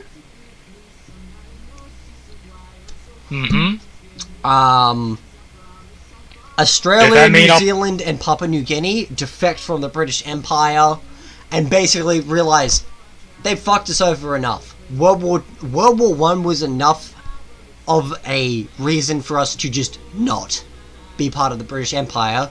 So they sort of form the Oceanic Republic, which, once we get to the actual, like, current day in the setting, which I think I have is 1980, the Oceanic Republic has effectively managed to weaponize shitposting. Based. Yeah, no. What if you took every single... What if you took every single Australian Aboriginal language, Maori, every single Papua New Guinean language, and every amount of slang in Australian and New Zealand culture, shoves it into one language, run it through like 7 different ciphers, and then that's how they communicate. So you have to figure out if, yeah, we're taking Sheila to the barbecue, is actually what they fucking said. Ah, yes, the disinformation. I love the meme. Weaponized disinformation. I'll be right back. I also have to go take a piss. Ow, that's Well fine. then. Hello. It is me, Daggermouth, here at it again, talking about various RPGs, very much in one of my favorite RPGs, come to love in recent history, is City of Mist. City of Mist is a tabletop role-playing game where your character takes on, it's kind of like a superhero bear, almost. Hold on.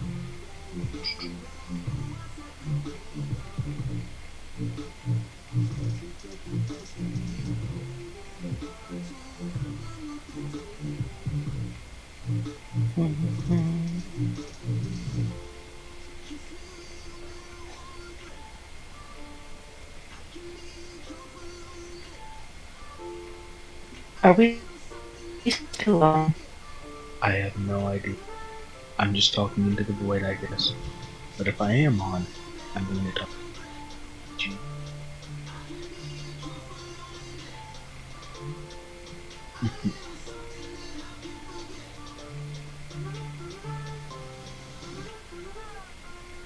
Let me grab it.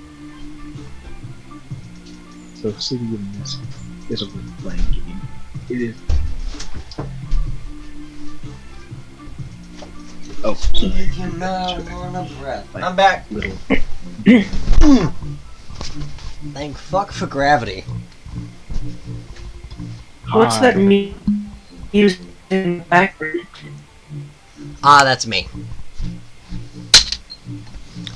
No, I mean, what song is it? Marijuana Breath by Adam Jensen. Ah, neat. Yeah, Mhm. Every single one of my playlists is an wonder- eclectic mess of stupidity. You have playlists? I mainly just use the liked function on YouTube. That's where it started. Yes, you guys still had live mics. Yeah, that's how that works. YouTube channel shut down? Oh, What? sorry, no. Fortunately, nobody said anything that would get the YouTube channel shut down. Sorry, my brain does the thing of, like, I read a comment from the bottom up, because I imagine they're short.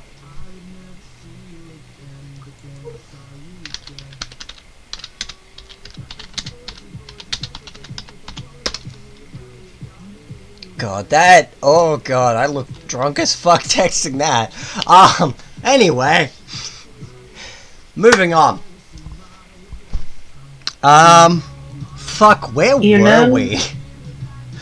You know what, Top Hat, you may have been right about tangents. Thing, right? I just started going off a rip. I didn't know if the mic was on or anything, but I was just talking. Right, we were on Strixhaven and Arcavios, and why I'm so fucking pissed that we got Strixhaven instead of Alara! How fucking dare you, wizards! Wizards are How dare! cowards. Wizards are cowards to their Hasbro overlords. Yeah, no, Hasbro are fucking cowards, and they picked Strixhaven instead of Alara, the best plane. Fight me!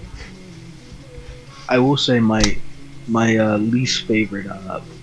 Okay, so this is gonna seem like it's very minor, but I think it's very big in a weird context.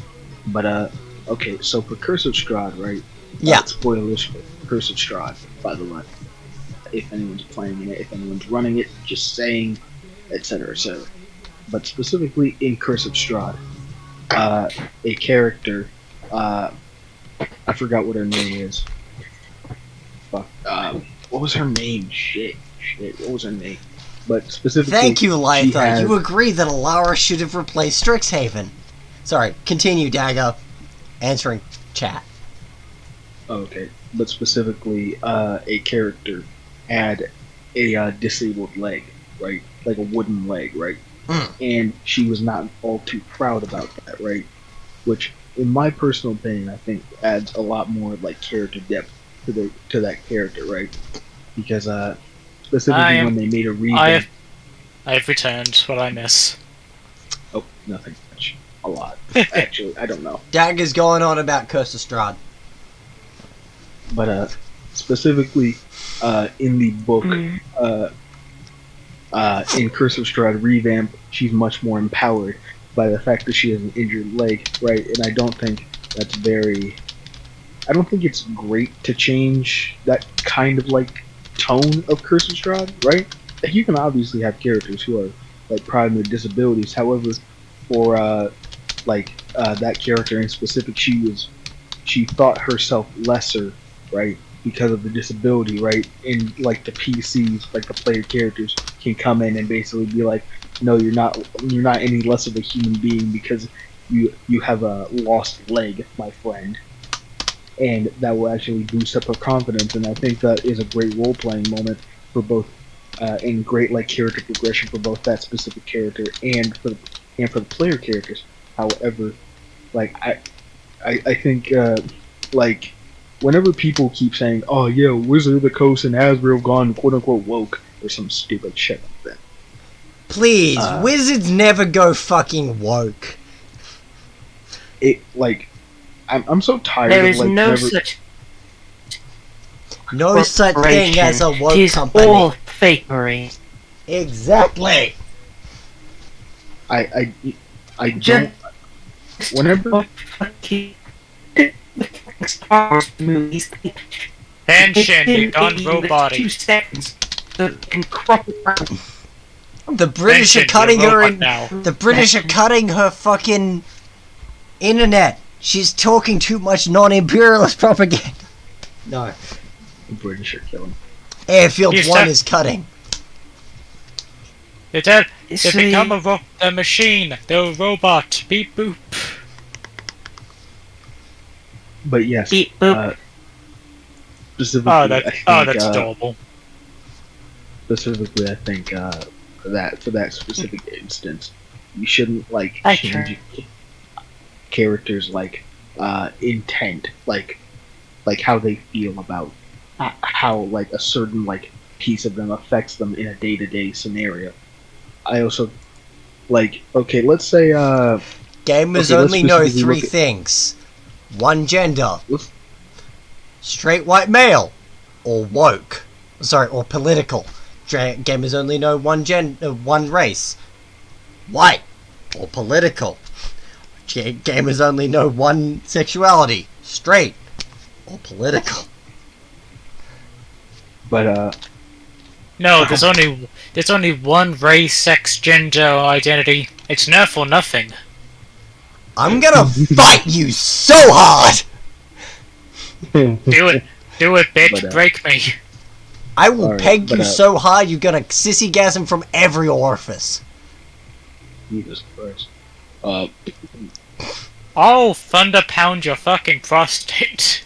I'm sorry, but my size queen ass is not gonna feel that. I don't think you're 14 inches long.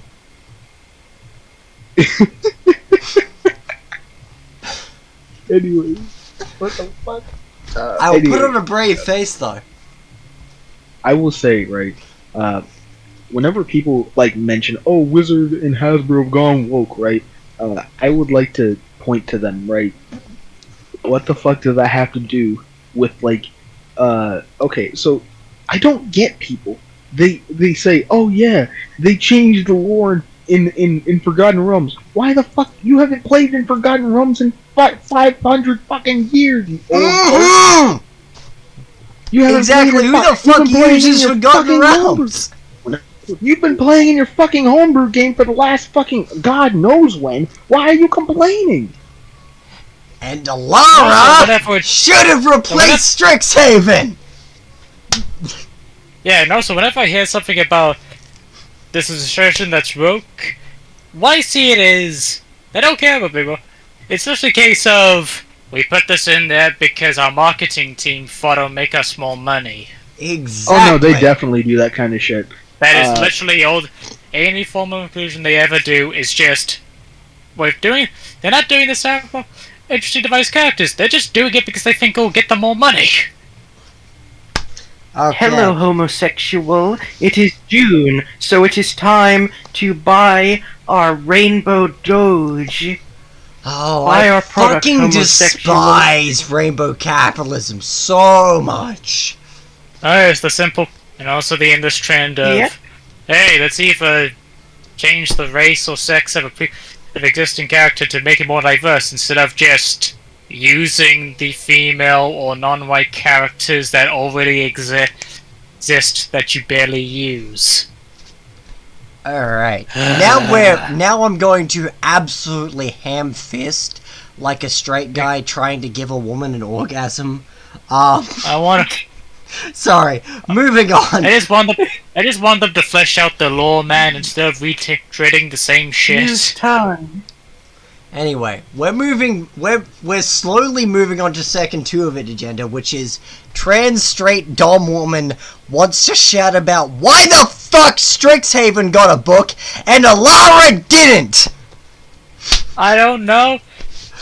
I'm Like, what sorry, is he- but Strixhaven, you just have magical frat house, and everything gets an entire fucking semester gets abstracted into one skill roll.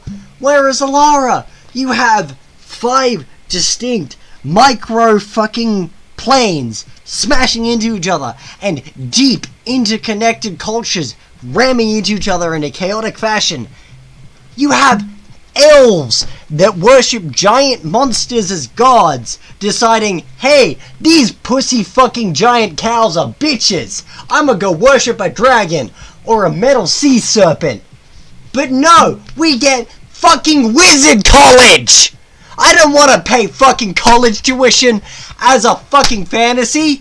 I want to go do fucking adventuring in a place with a giant central maelstrom that's destroying cultures indiscriminately and deciding that fucking the entire central conflux of this plane is fueling a giant elder dragon god who's trying to become a god again because he's a fucking bitch and can't deal with the fact that the entire fundamental reality of what being a planeswalker is has fundamentally changed because people had to deal with time travel bullshit. Violence! Like all the other MTG books, basically, what they really did was just take a section from the DMG that wasn't really fleshed out and fleshed it out. Ravnica, they fleshed out the faction rules. Pharaohs fleshed out the faith, the sort of piety rules, and also fleshed out how gods work and yada yada yada, and added a bunch of interesting rule tables and stuff and mechanics that all link together that make those elements more interesting. What the fuck does Strixhaven do but... Right? Give us a skeleton of a setting, basically take every single interesting idea and say, oh, just roll single dice. If you roll 3 successes, you win. Also, it's like, well, you're gonna homebrew this anyway, so there's no point in us writing anything, so fuck you, and... Like, I'm not sure what they could have done for Alara, but at least we would have gotten a bunch of cool, interesting monsters. At least. At least we would have gotten that. I want a progenitor stat line, and I will fight wizards until I get one. Yeah, okay, Mage Killer is like the only interesting thing from Strixhaven.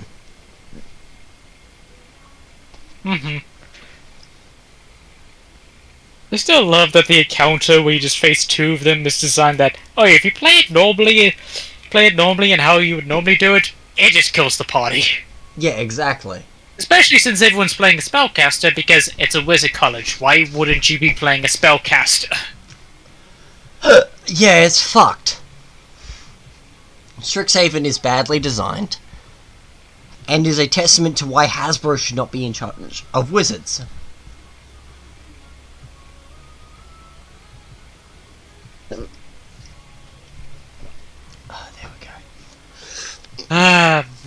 Despite all my rage,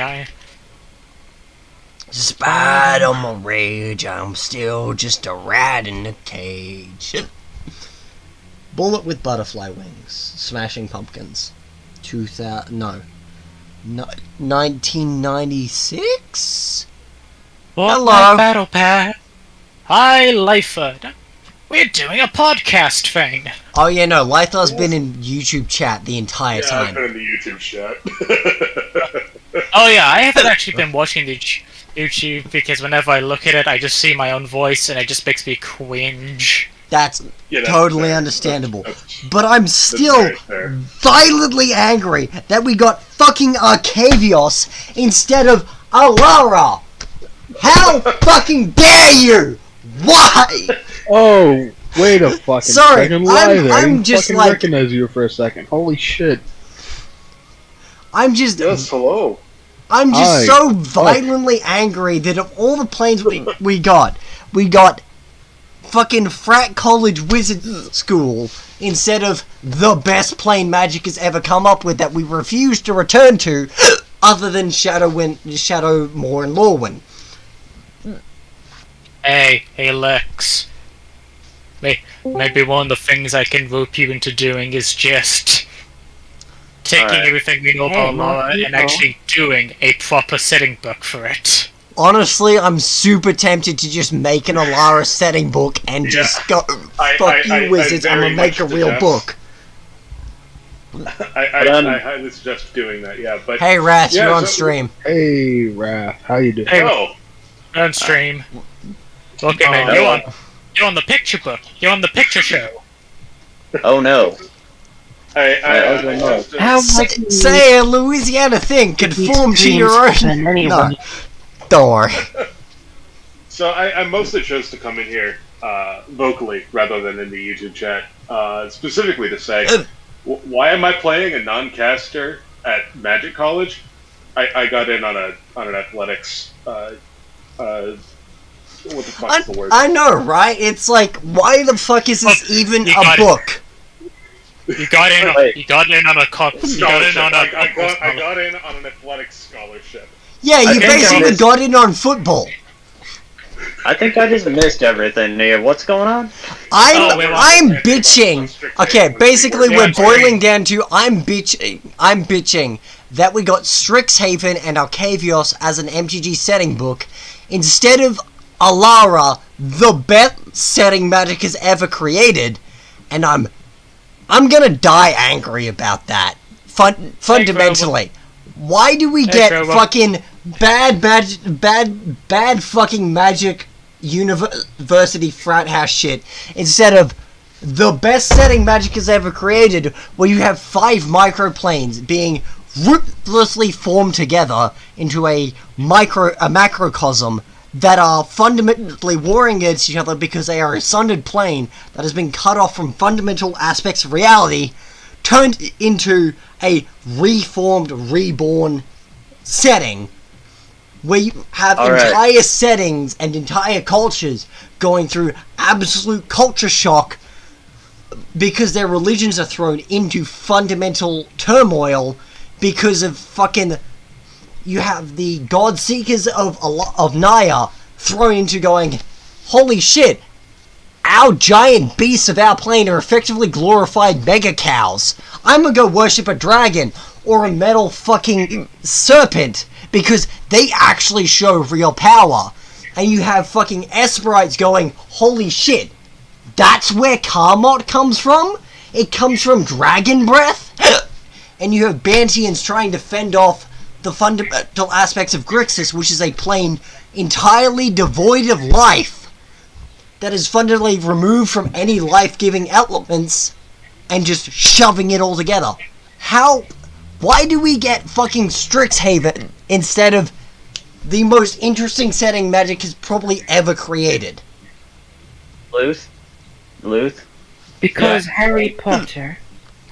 I'm gonna fight you, Tenchi. Luth, I think you're at like a 20.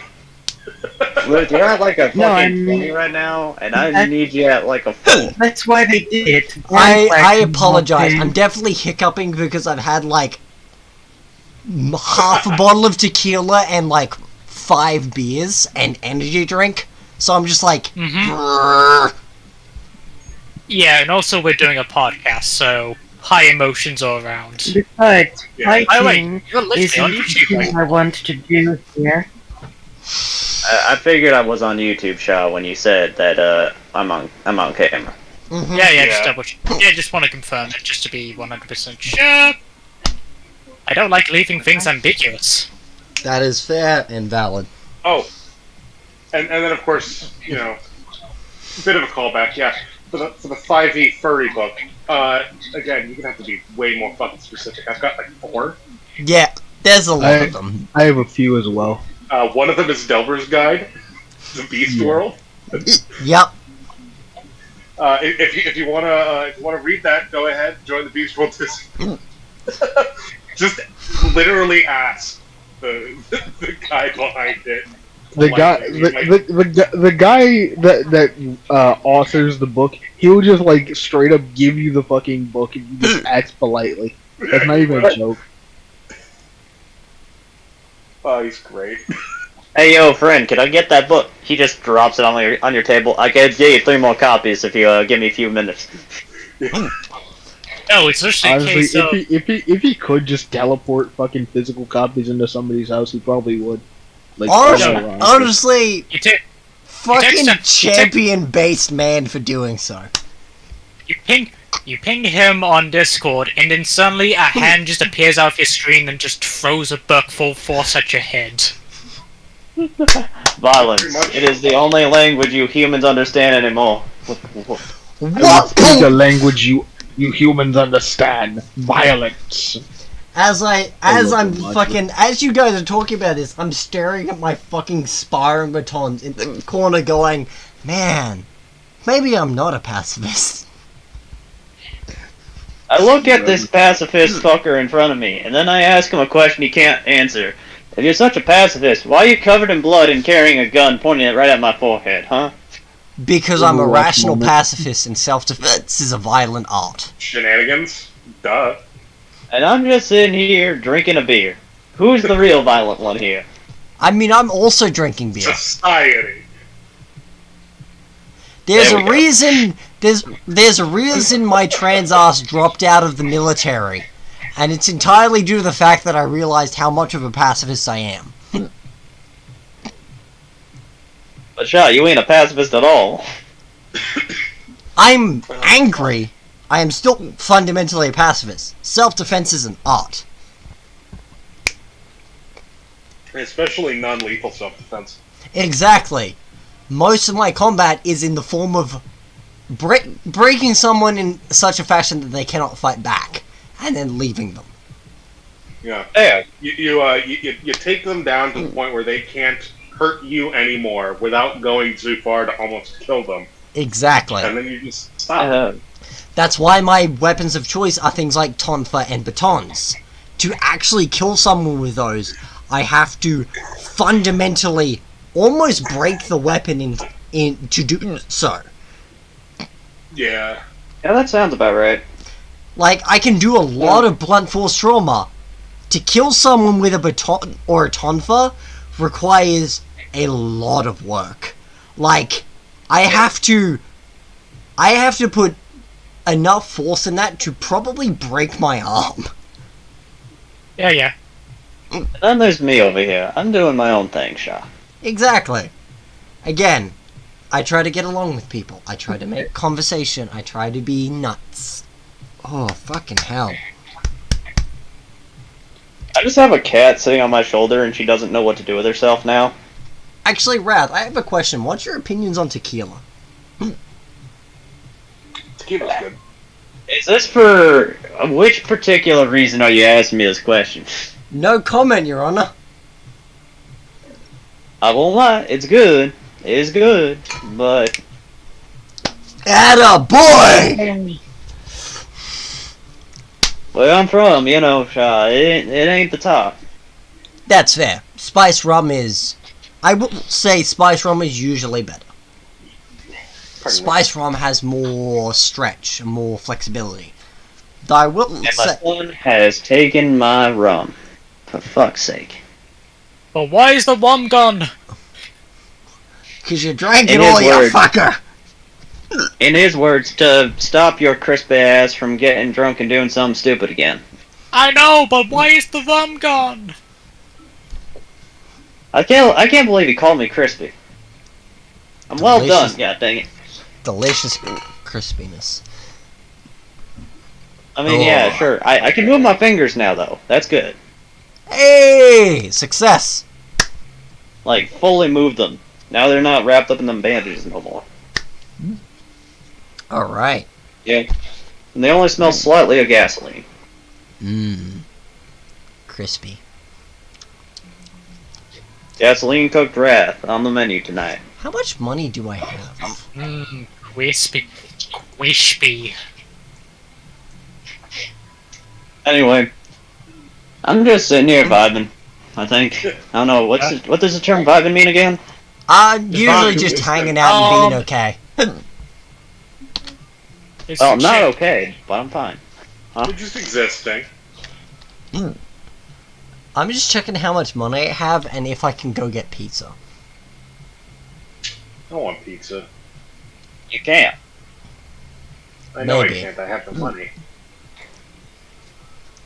I'm sorry, I don't speak Paul. Please come back when you have at least $2.50 in your bank account. I'm gonna I think fight it's like you, $10. Raph. I'm gonna probably lose, but I'm gonna fight you. I have like $10, but I also have like what's the word here? I have half a burrito and 50 cents. Take it or leave it. You were Air Force. Don't try to take me. Standards. That's the word. Standards, because I will not buy fucking Little Caesars. I was Air Force, but I also dropped the fuck out.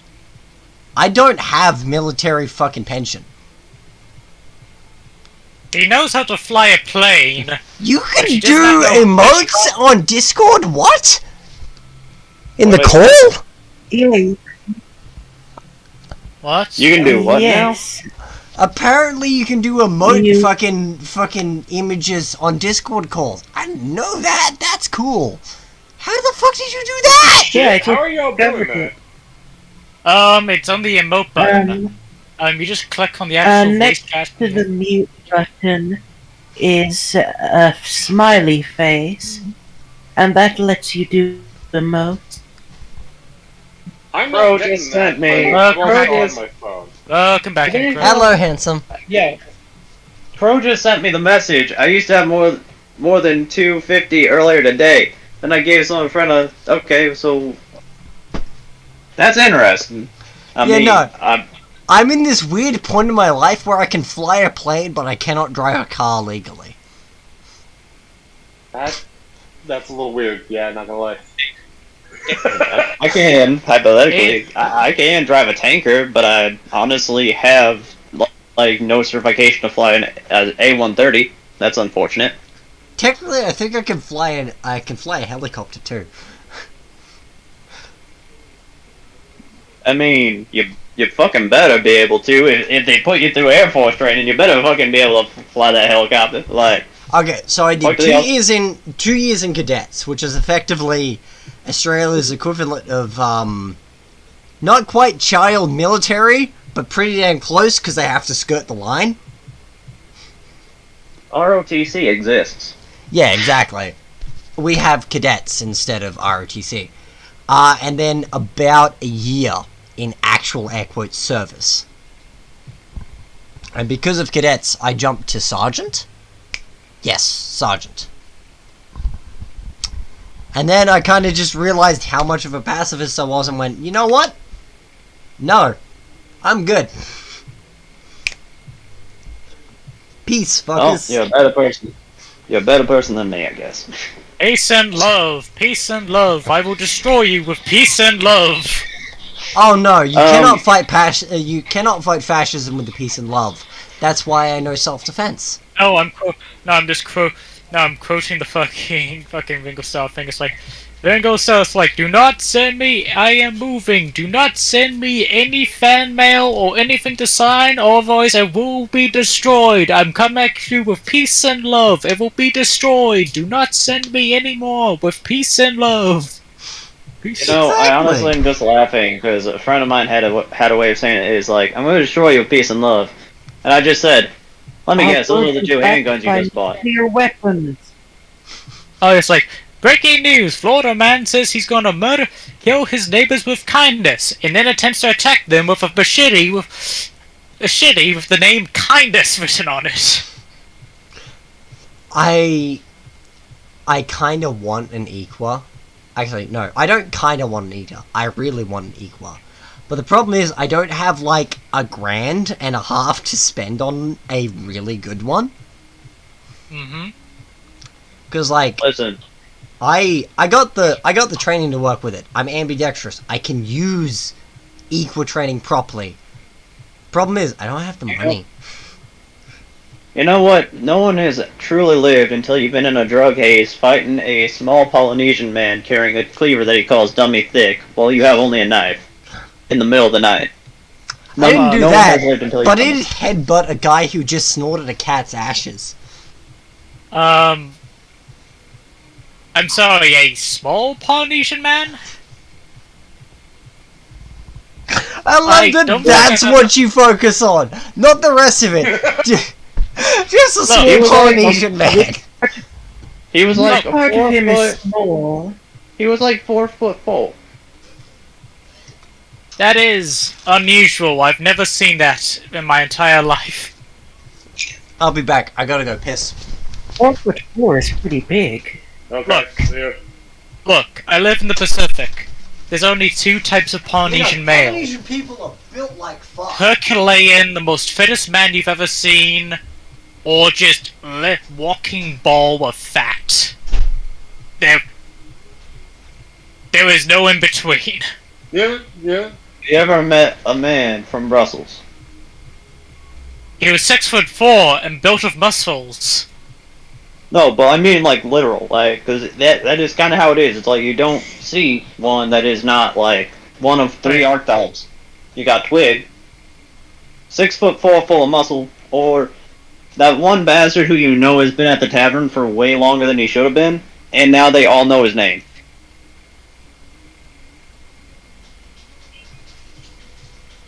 Not as bad as the Irishman who like will leave the tavern for like maybe 14 years, and then they'll come back and it's like, oh god, it's him.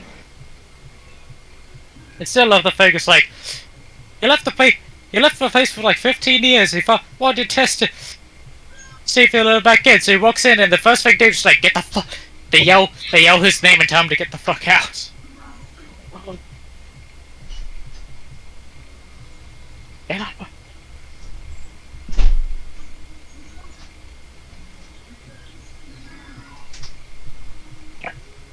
Somewhere on this earth, there's a bar that I still have a tab at. Implying there's only one. Wow, you really know me very well there, Top Hat. There. I can make it, sir. No offense, Wrath, but I am capable of extrapolating details from previous information. Basically a brochure pamphlet. Okay, you two are talking over each other. I didn't understand shit either y'all just said. Sorry. So, Top Hat first. What are you saying, boy?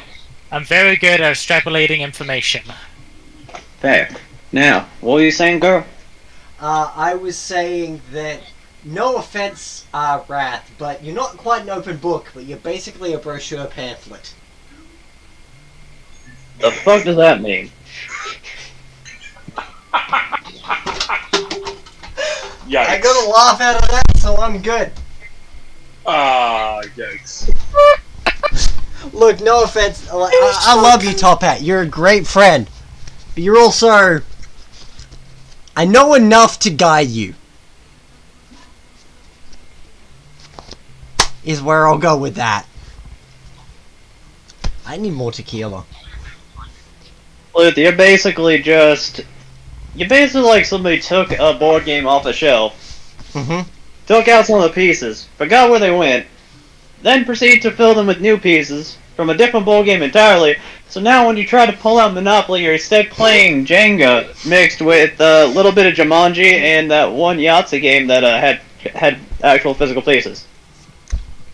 Thank you for the compliment. Welcome back, Crow. Oh, Crow left again. Oh, there goes Crow. I just see Crow go, what the fuck, and then move on.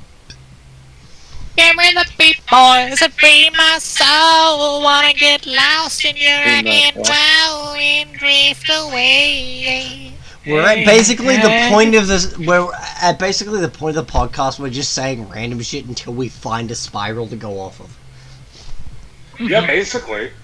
Fair enough. I mean, that's the best part of every podcast. Let's be perfectly honest.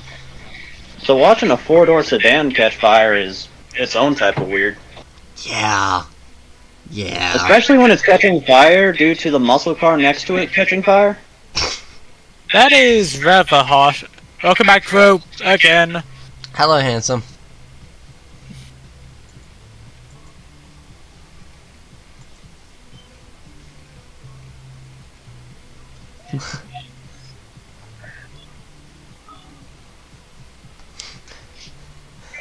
Oh, and we lost him again. Yep. There here it comes, here it goes. Where does it stop? Nobody knows! Ride the flames of the bellows. Sorry. Part of me wants to run like a very small concept thing that's just like, hey, what if we spend, 2-3 hours designing an RPG and that's the end of it? Pain and suffering. I had an idea for an RPG actually recently, and I'm not going to do it because I'm already working on my other one, as you know, Luth. Yeah. Okay, as with many of the RPGs people leave alone, it's gonna fall into my giant pile of stupid shit. Well, do you want to hear what it is? Yes. It's a concept that you can play with up to, I believe, maybe 6 people, and You know those scenes in a movie or like, TV show or something? Where it's just a fight scene, like maybe a gun battle, or a sword fight, or something of the sort, and then Yeah. they'll just flash back to whatever the hell happened? Yeah. Yep. So, that's what it is. Basically, you choose a genre, and you are now, basically, each player is a different hand in this fight. Basically, everybody will roll D100s, and depending on what they get, the director, so to speak, chooses a sort of like idea string, and then that one of the players, the player that got that roll, highest roll, has to choose that idea string to basically, what's the term for it? Ad-lib a sort of story as to why the fuck they're all involved in this situation. Makes sense. So, like, it could be an old western shootout, and it's like, I don't know, fuck it, I actually have a couple written down because I was bored. Roll day 100, see what you get.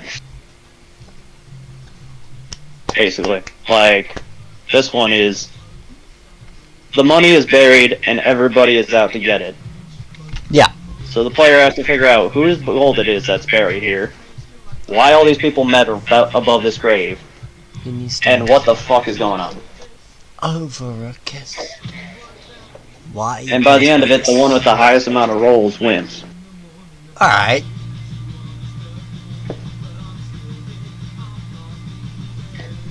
A little bit of quick wit and, describing what the hell your character does in between flashbacks is pretty much what's going down. And if you get, like, I'm thinking a 50 or a 1, your character's weapon either breaks, jams, or, like, something happens with it. Alright, Wrath.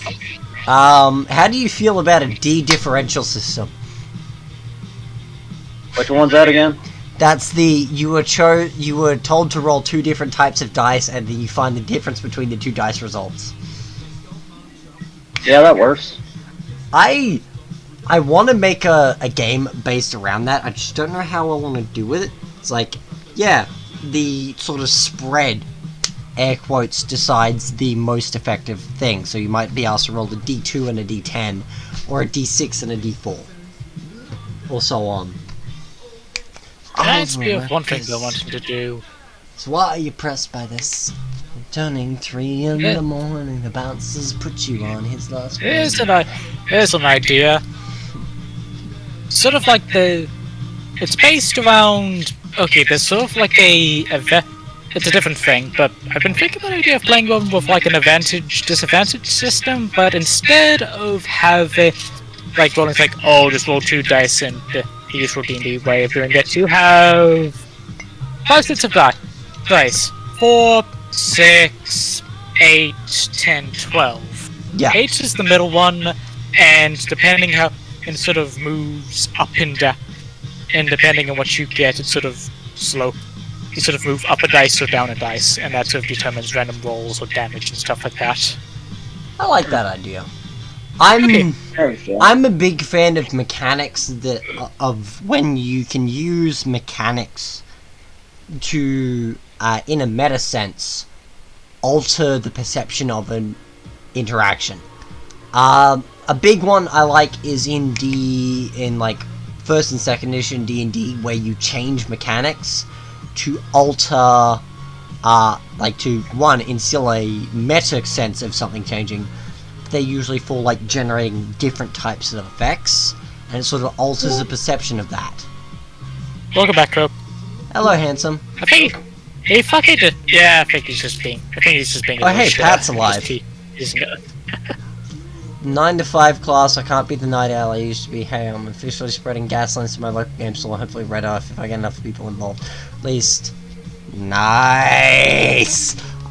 Okay, fun fact. And thank you, Devi, for telling me this. Apparently there's some random fuckhead in, the Gold Coast who knows about Red Earth. Of all things. So it's like, I'm at this point now where I've spread... Who the fuck is putting a Mogus? I'ma stab you, Tenchi. How dare you? I'm just sitting here in the Discord chat. I'm not anywhere else, so I hope you don't really want to shank me, because No, it's not you That ain't because gonna go well Ted for just you. showed up. Sorry. Anyway, moving on. I'm just Oh, not with a knife. love you, little sis. Anyway. Oh, Sorry, I get like this when I'm tired. that's totally fair. Anyway, Uh-oh. there's a random homie in fucking the Gold Coast apparently that knows about Red Earth and is willing to run it. And it's just like, how is my infection spreading this far? It's a small world. I know, right? The other thing I was doing is happening, so I'm gonna duck out. I'll still be in the YouTube chat. See ya. Yep. So yeah. But But yeah, I'm also working roughly on some parts of Red Earth while I do this, because I may as well. But yeah, it's wild to see how far this shit goes. I don't know, man. I just sit back. I know a guy who I think lives somewhere near that. I don't know. I need to call Damo again. I have not talked to Damo since, like, fuck, ever. I wonder if he's still selling tutus. It sounds like a euphemism for something, but Knowing No, you, Wrath, it it's could not. also be 100% literal. That is literal. Yeah, no, knowing you, Wrath, that's entirely literal. I met him at a bar in Melbourne. That is all I need to say. How dare you call it Melbourne? Why? It's I do it. Melbourne. Melbourne. Not Melbourne, Melbourne? you fucking yank! How dare you? Lou, you wanna know why I call it that? You wanna know why I call it that? Because of that reaction you just had. I'ma fight you. It's I'ma lose, but I'ma fight you. Fucking constant use over pronunciation of consonants. Wrath, spell Billawheeler. Do it. Spell what? Billawheeler. Billa Wheeler. easy. What? E-I-L-L-A. Wrong. Spell Billawheeler, Wrath. Do it.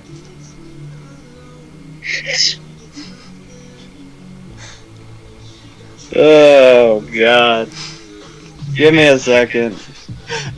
Give you a second to Google it. I'll be Understood. right back. Give me a second, I need to get my story straight. My friends are in the bathroom getting higher than the Yeah, Empire. sick. So, what are you even, so you want me to, why? Because I want you to spell an Australian town's name, and I want to see what you come up with. I will. L-O-E-W-L-A-N? No, A, just an A, not an N. I put it in text voice. That's how you spell that word. So I was one off. I put a W in there. Yeah, no, there's no W. Billawheeler is spelled B-I-L-O-E-L-A. Alright. I literally do that though to just piss you guys off, like piss off our feelings, because I know. Oh, I it's know. going to get a reaction out of this one. I'm just sitting. Who the fuck says step on me? It's. No, Hang on. I think we both know who would probably have done that. Right, I forget that there's a voice channel section in fucking this now. Why? Yeah, Discord just actually just put in a. Oh, that's how you spell it. Yeah, no. You hear people call it Balola. And I'm just like, why? Sorry, hang on. I spelt it wrong. There's a second L. There we go. Done. Billawheeler. Yeah, that's pronounced Billawheeler. That's Well, listen, I got it pretty almost as bad as English. Look, English is a bastard language made by twats, and I will stand by that sentiment till the end of time. Lieutenant. Listen here, it may have been made by twats, but I'm not gonna lie. There's one thing that it does have: Consonants? the history to have taken over most of the fucking world. And yet it's still a Never. shriveled little turf island. The sun never set on the British Empire because God never trusted us in the dark. And he was right not to. A British holiday is stepping out of the basement for 3 months. Wait, what? A British holiday is stepping out of the basement for 3 hours. What's that meme that I've been seeing a lot lately? Like, a day of a, what was it, tosser or something? I don't know. Oh, let me check. It's oh yeah. Like, the day of a true, like, British geezer or whatever. Oh god, Reminds- no! That reminds me of my favorite. When fucking there's like the American trade deal, it's like, listen, I was to do a trade deal. I will receive every major rock band ever. You will receive Mr. Brightside. Speaking of British cuisine, check this out. British cuisine is an oxymoron and you know it. Top 20 British meals. It's in text voice. Honestly, I don't hate the I hate the British less than I hate the Canadians, to be honest with you. That's fair. Look in the British for cuisine when their staple diet is deep fried butter. As an Australian, I will side with the Canadians because effectively it's cold Australia. Canada isn't a real country, it's just cold Australia.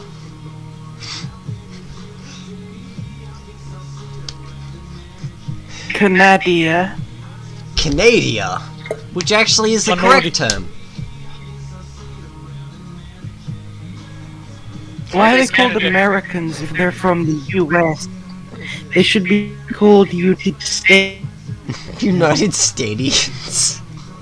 Actually, Don't ask that question. I don't apparently in need. Italian they do I just don't call them need United alcohol States. to act like this. Yeah, in I other know, languages but, they yeah. do just call them United States. If I were forced to live in America, and I would have to be, I would probably pick Louisiana. Because frankly, the climate and everything, like, I would pick Louisiana or Florida. Because the climate I am one is- already acclimatized to. Like, I cannot breathe unless it's humid. Like, straight up, I get issues with breathing and existing if it's not a thick, muggy heat. And I just love swampy weather. I love rain. I love the whole sort of just thing in it. And I just thrive on chaos. I would probably pick If I one had that basically just live borders in the America, Canadian border simply be- because I am not living Yeah, in a exactly. I am not living in a place where it's hot. Just get me somewhere where it's wet, grey, and miserable. I can't. Get me I somewhere where cannot. I can immigrate. I cannot I- Canadian. take Ed. cold. If I see the sun for more than 3 times a year, I will become a domestic terrorist. Why? Because the sun offends me and it deserves to die. The sun. Okay, I hate the sun for its light. I love it for its warmth. I don't want its light or its warmth. I want dark, cold, and grey. Are you I live a in fucking Norway, for God's ant? sake. Am I a what now? An ant. Sorry, what was that, Wrath? I cut you off. Like, why don't you just live in Norway then? Because I don't like the snow. It's a delicate balance. It's, Oh, that sounds we damn had near an impossible. agenda originally, right? That's what. Well, it's not impossible because it exists here in New Zealand. It's called. I have It's damp, never it's met a dark, winter below 25 degrees Celsius. Hey, well, oh, can't join it. That's probably Crow, but yeah. Crow came Yeah. in threw a thumbs up and then peaced out. Yeah, my entire existence is if I ever move out of New Zealand, I want somewhere just as sort of constantly overcast, a bit cold, and wet and miserable as New Zealand. Is New Zealand just Southern Hemisphere England? Yeah, basically. God, go it's live in fucked! Why? Oh yeah, I guess I'll live in England then, or Ireland or Scotland if I want to be fancy about it. Look, I live in a Ireland. city where I can go from one side of the town to the other, and it will transition from hailing to bright sunshine. I live in Minecraft generation. Make sure, if you're gonna live in Ireland, make sure you live free Ireland, not occupied Ireland. Shut the fuck up. 31 and 2! 31 and 2! Oh, great. The what? You gotta Come bring on, that. be joining Sorry, you as much as you try, just live with it. Huh? No, sorry, it's 21 and 2. 21 and 2.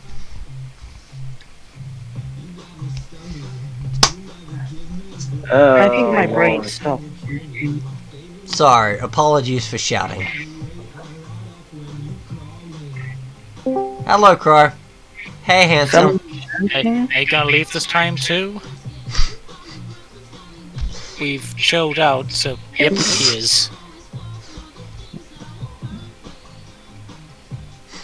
He's just coming in, I throwing in should've random been emojis and fucking Bed off. an Love you, hour handsome. ago.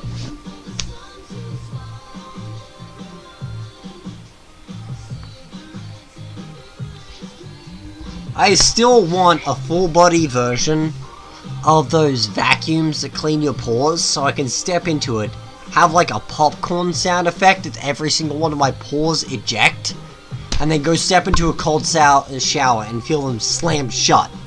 You would be so clean. Until it takes your hair off. Just saying. That's a success. I wonder if I could do that with my mouth. I'm talking about the hair on your head, Sha. I know. I should be in bed. I do love that, like, you very much have, like, the Louisiana accent, and I've accidentally appropriated and, like, taken the southern accent. It's like with the hun and the sugar and the similar sort of, like, vocal patterns. Because I don't really like the word mate. It doesn't sound right how I speak. Like, if I called you mate, it sounds wrong, doesn't it? That sounds interesting. Yeah, Not if really I call bad, you why? mate, it sounds weird. But if I call you hun Not- or sugar, it sounds right.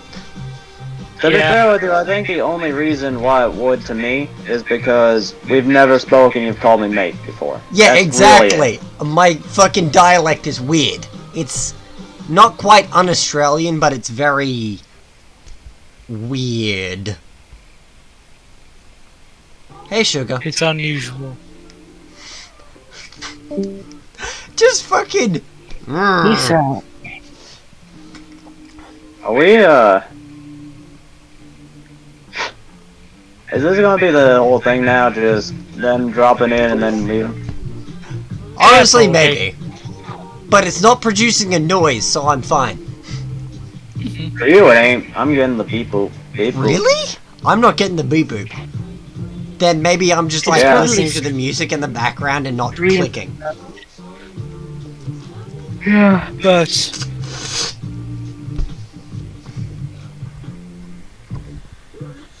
Choose me or mom. No, she wouldn't last long. Love you, handsome. You're a good boy, Crow. what night battle pass? Woo! I just shit out my ass. I broke his back yesterday. He put me with them balls in his face. Fuck, how does that song go? Ordered up my PC, cause I need to get that Fortnite Battle Pass. Fortnite.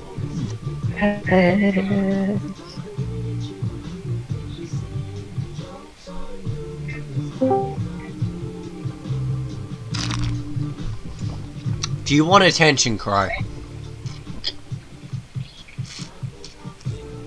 Okay. Cuddles. Because how long has the stream been going on for, actually? Only 2.5 hours. I usually cut it at like the 3-hour mark, because that's about as much attention as people have to sort of like sit down and have it in the background. But yeah, this is effectively the vibe I want to go for. It's very much just like, hey, these are people who enjoy each other's company and are fucking around a bit. I need to make drugs for you, don't I, Wrath? Yeah, okay, that just sounded without context to be a very bad situation. It's fine, don't worry about it. I'm gonna make you cocaine. That's cool. Where are we at? We are at... Okay, we have... Coke, more like cock. We have one that works. God, I have neglected drugs so hard. In most contexts, that's a good thing. I'm grabbing a beer. In most contexts, that's a bad thing. It tastes like lime, it's fine. In most contexts, that's a strange thing. I like Miller's Chill, okay? It's like the only beer I like. Emoji, get that ass banned. Kenshi, I will peg you until you come. Okay You then. think that's a threat?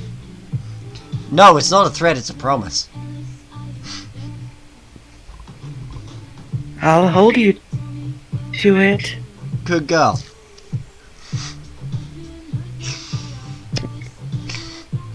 I'm just gonna... yeah. Straightest man in Louisiana is uncomfortable. Tonight at 9. I'm the straightest man in Louisiana. Alright, dang. That is quite the compliment. Hello everyone, I am back. Hey, welcome! I'm gonna peg you too. Oh. No, that is not your job. That's fine, I can stand Dang. it. So you missed. What happened to that? Oh yeah, shit, what yeah, the fuck did happened you to that, miss- Wrath? Fucking dagger. That, God, lots of things happened with that. How long ago was that? Hold on, let me get back to that. My guy, that was last Actually- year! Wait a minute, that's I know. actually why I joined this server. I just remembered. Why did Yeah. you? Why did you join? My city Because I was- got invited by this motherfucker over here for his Say a Miss campaign that never took off. That was... Oh God, that was August of 2020. Hold on. I just love that there's a line of text on my stream that just says big gay nerd stuff. Because it entirely describes everything that happens here. We have no coherency, no stability, we're just kind of around. Yeah, I'm so sorry about that, guys. That just kind of flopped like a dead fish. That was my fault entirely. Cause fucking Holy you were gonna be a janitor rat man, weren't you, Wrath? Barkeep rat man. Right, and I was I just am- gonna be a random janitor. Right, that's how that was. I am so sorry for that, y'all. I remember like due to various complications, I just kind of like didn't say anything, but like canceled the session without like saying anything. But goddamn, my bad. Did you just write hoe? Did you just write hoe with the fucking letters? Or with coming with any Nope. particular stances. It looked like you wrote hoe with the letters I'm not gonna lie. SES. As much Sense. as I despise what Alexander Hamilton has sort of instilled inside of American and as a sort of repercussion the rest of the world, There is a Rapping real... slave masters. Sorry, I'm just very... As is probably very clear, I'm vehemently anti-capitalist. Which is funny, because I'm like best sweet. friends with a very American, very capitalist Louisiana man who's a landlord. Anyway, moving on. Where's my $400? How does that work? He was born out of wedlock. Because I see the people as they are. Anyway, moving on. Before we get into politics, as I say, talking about Alexander Hamilton and politics, there is something very poignant about the idea of, you know, as much as I disagree with this person, I support them because they stand for something, and this other person stands for nothing. The whole sort of fucking Aaron Burr and Thomas Jefferson thing is like, you know, I vote for Jefferson because as much as I disagree with him, he stands for something. Burr stands for himself. And there's something very poignant and powerful about that idea. It's like, putting aside how much you hate about someone's ideology and the fact that you disagree with them, about they stand for something, they stand for an ideal, they have something about them that you can rely on, versus a man who only stands for his own power, his own ideals, his only concept. That sounds about right.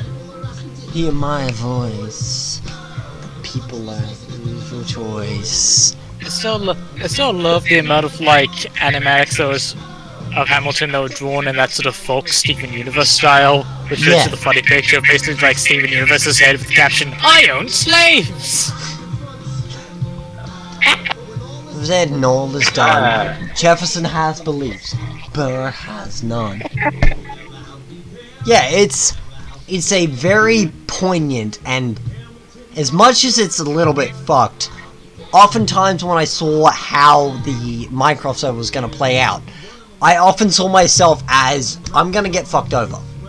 I'm going to get ruined, and then I'm going to fulfill a Hamilton role. I'm going to be the man behind the throne, the woman behind the power. What are you talking about, actually? Now I'm confused. Just the idea of pushing towards something. It's like, I might not be the person in control, but if I can control the person behind them, and push them behind, and, you know, push for people behind them, I hold the real power. Which is a little bit fucked, when I think about it. Again, it's like, a lot of the times when I do stuff like this and I try to put on a character, I often push myself towards things like, hey, what's something I'm vehemently against? What's an ideal that I'm fundamentally against that I can interact with and understand? Murder?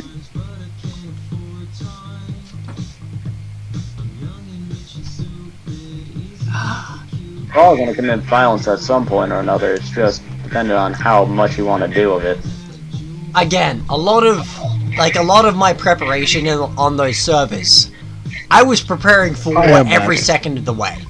I was setting up supply lines, I was setting up everything. Because frankly, if I don't have to get into war, having the ability to not have to interact with it is more powerful than being the most effective. That's why I armed Rin. Like, that's why I gave Rin the can openers. The entire point of those weapons were that whatever armor you had was not important. It cared more about your fundamental health. I had teleportation links every second of the way. I could get to every point on the server without spending a single XP point. I had ways to get to every dimension on a whim.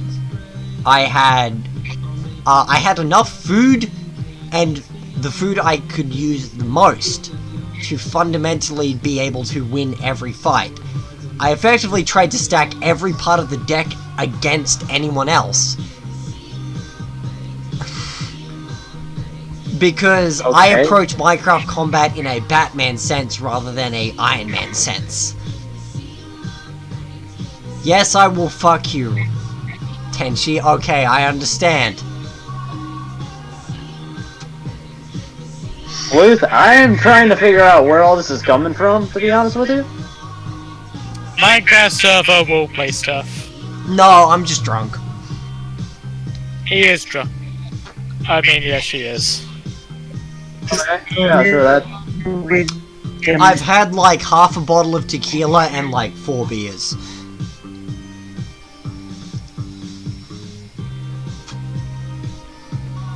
Also, beer is delicious at room temperature. I have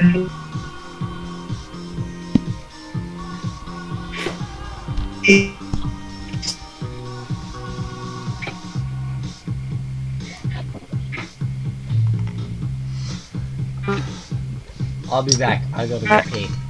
believe I could be not have it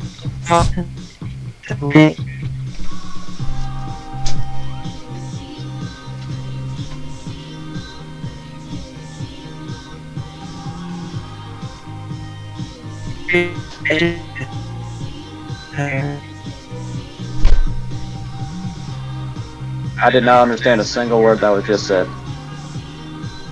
Not even badly. So yeah, no, but yeah, no. So Dagger, what was going on with the whole chicken miss thing? A lot of things happened in between now and then. August was around the time that I was planning on moving, and then when I got to my grandma's house, I was trying to look for a new job over there, and then after that, August, no. August when I was planning on moving back, and then September is when I moved, and in between all of that, I was trying to find a job, got in drama with my fucking grandmother for a couple of months, moved down in Mississippi, and now I'm kind of just here, but in that small time frame of like not having a job, I just kind of waned. Everything just kind of like was hellish. Because Illinois by itself is hellish. But I have more available time slots now in my day. For like games. Shit. I am a yawning bitch for games. And specifically I go to see everybody. go to bed. We will Good invade, night. we will invade your dreams and your false perceptions of reality. And I'm back. Hi. So you're saying you have more time now if we did want to do it again? What's happening? Yeah, I have more time. I have more time nowadays. I just have, let me see here. The days I don't have like a game scheduled, right? Okay, so Yeah. I'll tell you my situation, right? I'll tell you. So I run a game on Thursday and Monday and Wednesday, right? But it's right now everybody in the specific Monday and Wednesday group are like dealing with school problems and shit. So like I can't DM for them for the most part. And second off, I'm in a game on Tuesday and Saturday. So that would only leave Friday and Sundays for me to do anything. To be fair.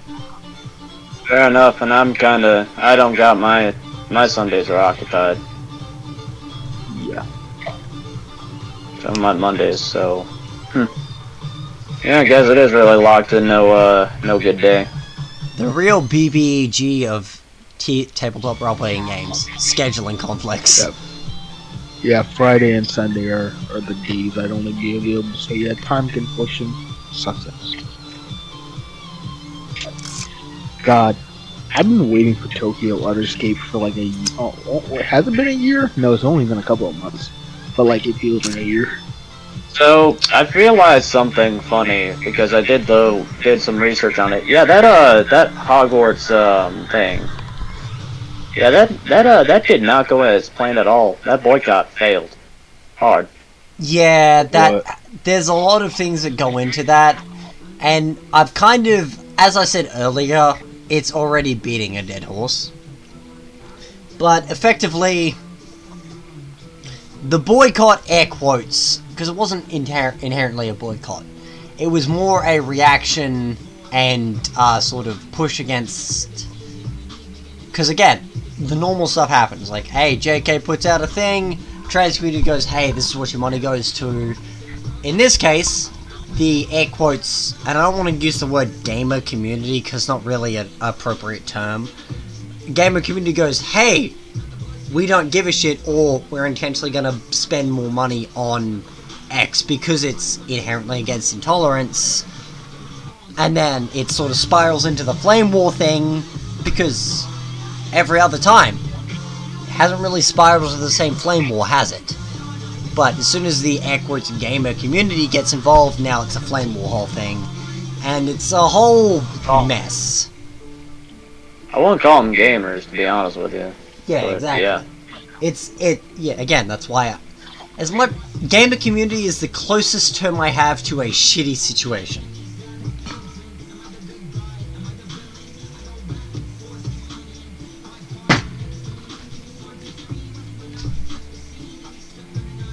Goddamn. We rest on, we still got high and flee. It's why they got him and not me. But yeah, it's I get really tired of the fact that, like, and it happens with a lot of minority cultures, honestly, is where, you know, we go, hey, this is actively against us, and then we get told to shut the fuck up and piss off, let people enjoy what they want. It's like, I'm sorry, but, like, this is actively harming us.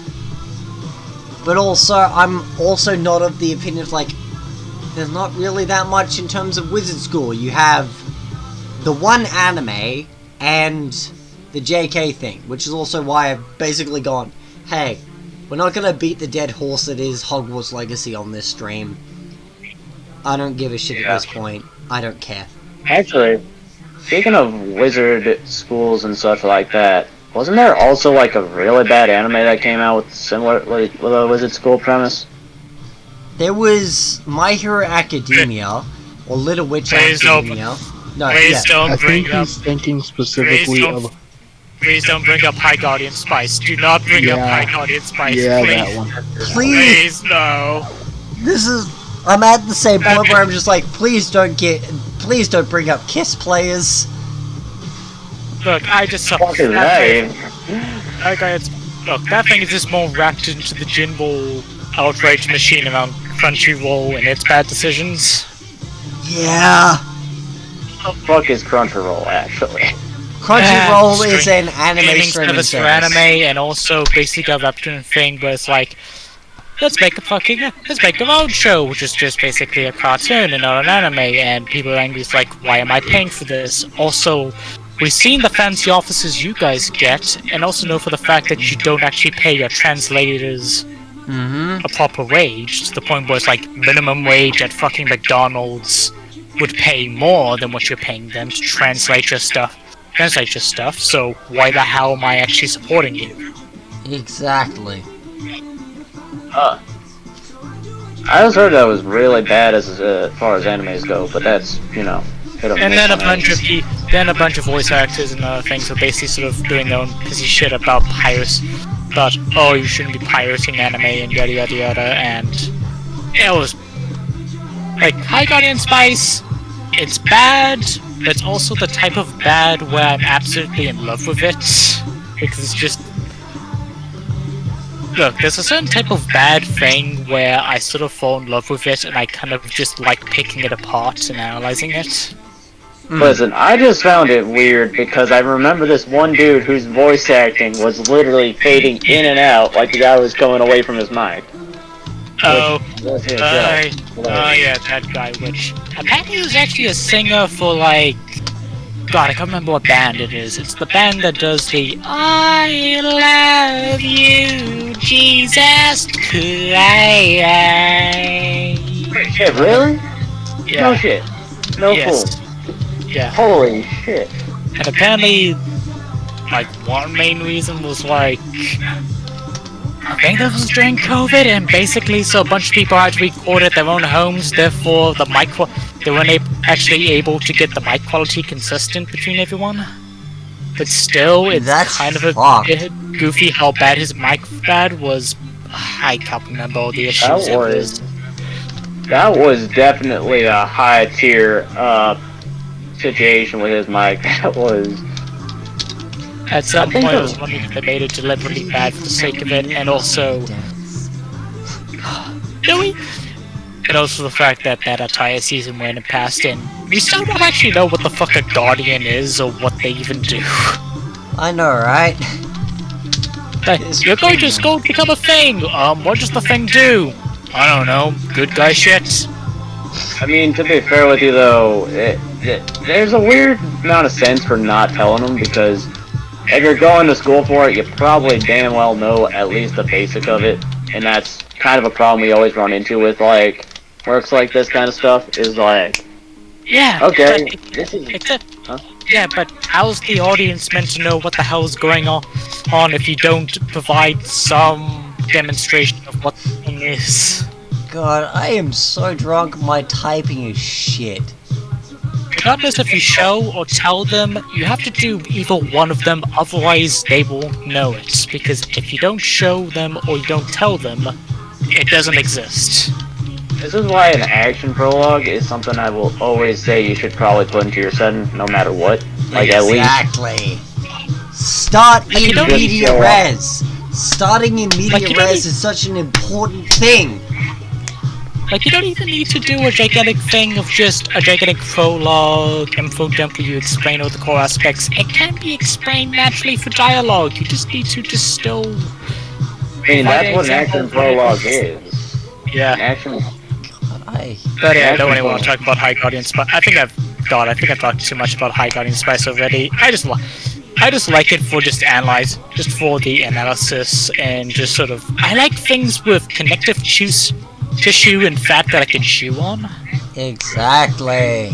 It's like my intellectual version of biltong. I like sort of gnawing on it and sort of getting the sort of flavor out of it, and just thinking of story about how it came to that's not how that be, works. and all the dumb shit that's around it, best opportunities, and also the big media kerfuffle about it, of what it represents in the wider context. But it's very fun.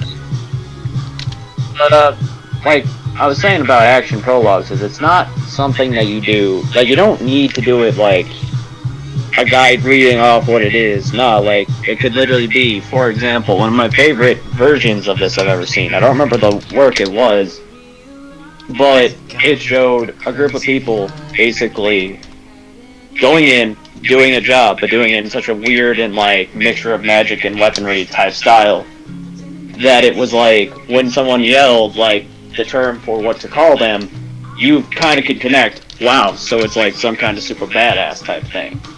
Yeah. You But know what I mean? yeah. Well, like, stalkers, for example.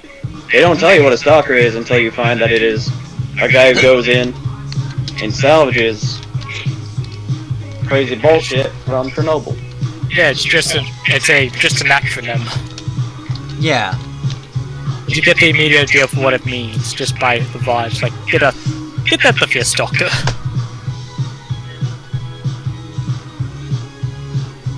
The actions that are shown on screen should speak for you more than, you know, having a guy like be like, sure, you can get away with the, you know, naive person who doesn't understand it coming in some regard, and does help set up an Everman, but you can also do it that way, and it's I feel that's more interesting. Yeah. Funny enough, that game Colonial Marines had a accidental situation where they made something that was way better than what the actual product was, and you know what that was? What? In the beginning of the game, you see a part of the ship that you're supposed to be going to investigate blow up. And you actually see what happened. The original Marine team that was on that other ship basically had started to spread out amongst the various floors, and you slowly watch in the trailer as it slowly shows them each get picked off by various forms of xenomorph. Until it shows the last remaining squad clung down in a fight with, I don't remember if it's a Praetorian or a Queen that is set up in the hangar base. And that was a Hail Mary throw that a guy was trying to make, but ended up just dropping it onto a bunch of fuel and explosives instead of throwing it at the Queen. I need an addiction penalty for Orange Ninja. What? Orange Ninja, one of the drugs. Basically, it makes your handling really fucking good. The idea I have for it is it's a hyper-focus sort of thing. And it lasts for an encounter or an hour. Which is how I have things templated. 1 minute is a gear phase, 6 minutes is a round, an hour is the whole game, is effectively the whole encounter. So far, it lets you re-roll it basically gives you a second push-it roll. Lets you re-roll any number of dice before you make your push-it roll. Okay. Also, I think I might just head off for the rest of the thing. I'm probably gonna call it here, considering we're at 3 hours. Fuck. Yeah. Well, at least we know how the podcast works, and now how to add on to it for next time. Yeah, exactly. We can just sort of do this every couple days. Yeah. Do like a party game stream on Thursday, because I like doing that. Yeah. Well, take care. See ya, hun. Audio. We got peerless skill. Music is immortal, homie. We got years to kill. But yeah. So, important thing considering you want to work with the drug sort of stuff. Right, right, Wrath. Yeah. So, the way the drug system works is everything is instantaneous. Like, every single drug you have clicks in immediately. The impact is immediate. Problem is, because the chassis in question is effectively just pumping you full of whatever combat stims are in there, the addiction penalty is harsh. Like, the chance of you getting the addiction penalty is more prevalent.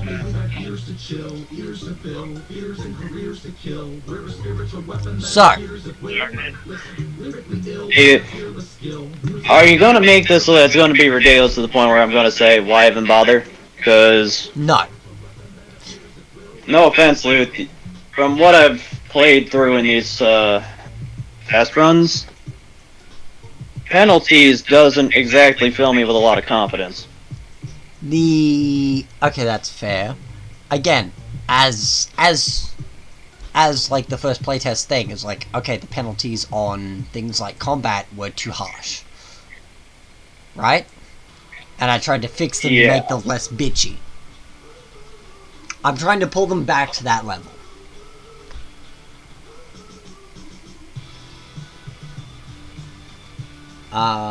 Again, so actually I can read through some of the addiction penalties. So, Chrome, its addiction penalty is you reduce your grace and amiability by 1 for each level addiction you have. And, Shelley's creator monster is the mutation you get from the drug is permanent. And I'm gonna be I'm gonna be just having to stack this addiction constantly. No. In this case, it just means that because of the density of the drug being pumped into you, the addiction check is harder, but the addiction doesn't necessarily stack unless it says so. So, for example... Is there a way I can... And there are ways to remove the addiction. Okay. Because are we doing this as a playtest or are we doing this as a campaign? Campaign. Okay, because A lot of the information on this will be used. The best way to describe it is a lot of the information I'm gaining from this will be used to make the system better, but it's not inherently a playtest. Alright, because, like, I know we made some comments about her having, like, some kind of mixture, but I don't remember what type it was. I don't know, but I just remember it being, because I don't know, like, if I'm going to be stuck with this, like, debilitating debuff for the rest of the campaign, I'm just going to drop the character immediate, because, Yeah, understandable. remember, yeah. Again, you get to pick which drugs you put on the character as well. I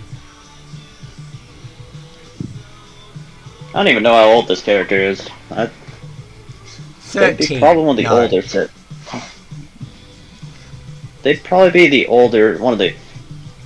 They'd be right up there with. If I remember correctly, this is Mimosa. If I remember. Mm-hmm. I think so. Give me a second. I have You it in either our call them DM Mimosa somewhere. or Daiquiri.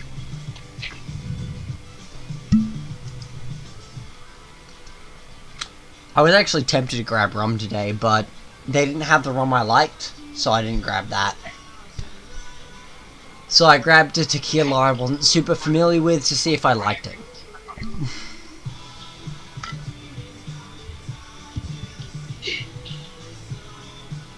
Margarita. Mm-hmm. That was Margarita. Morgan sense. was Angel Eyes.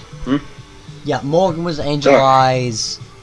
Luke Guru was Margarita. Margarita. The T-45 was Daiquiri? Was she? No. No, she was Mint Julep. Mint Julep, that's right. Who is Daiquiri? Daiquiri was one that I was workshopping, but we never got to talk about their vehicle. Right. That makes sense. I never even figured out if they were male or female.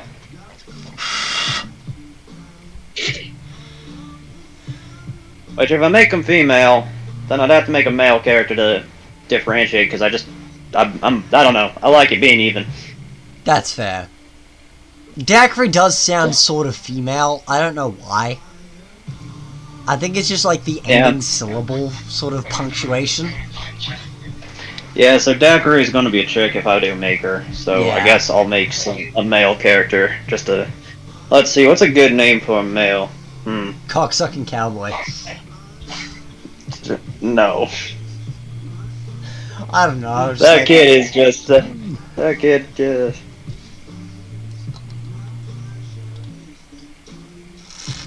Let's see.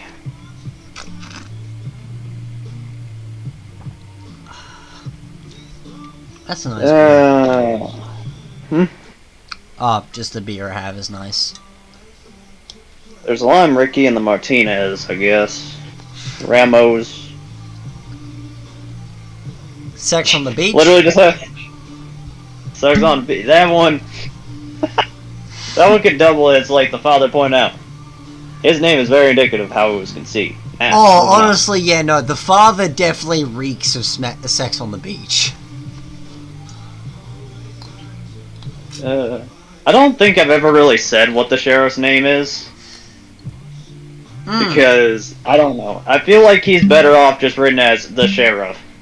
Yeah, definitely. A sub-boss of the highway patrol who's just like, yeah, I exist. Just like how I don't have a name for the mom either. She's just, you know, the deputy. Yeah, exactly. That's all people have known him for since they were young, and now it's like, Jesus Christ. Exactly. Ooh, shit, fuck. At what point did, I love this image of someone asking, so at what point did the highway patrol become terrifying down in Louisiana? I would say about the time the deputy got the mech suit. Yeah, honestly. I just love Yeah, the but- mentality of this deputy who runs with plutonium knuckle dusters, like, yes, walking war crime. Yeah, and she's just like, her husband, the fucking sheriff, is just driving around in a pimpin' like party bus that is also a fucking tank, basically. Basically, yeah, it's fucked. And like her sons and daughters are all just kind of like various levels of what the fuck is going on here. One of them just abducting every good man and woman, and they all just decide to serve them. Yeah. It's like, don't go down that way. Why? Is that like where all the corrupt, like all the most dangerous ones go? Of a sort, yeah. What? They don't take bribes, and you better carry this for survival. Hands them a fucking, Road Laws book. Yeah. This will save you. Yeah, exactly. I think I'm gonna call the stream here, though. Yeah, sure. So y'all, spread live, be kind, punch a fascist, all that good stuff.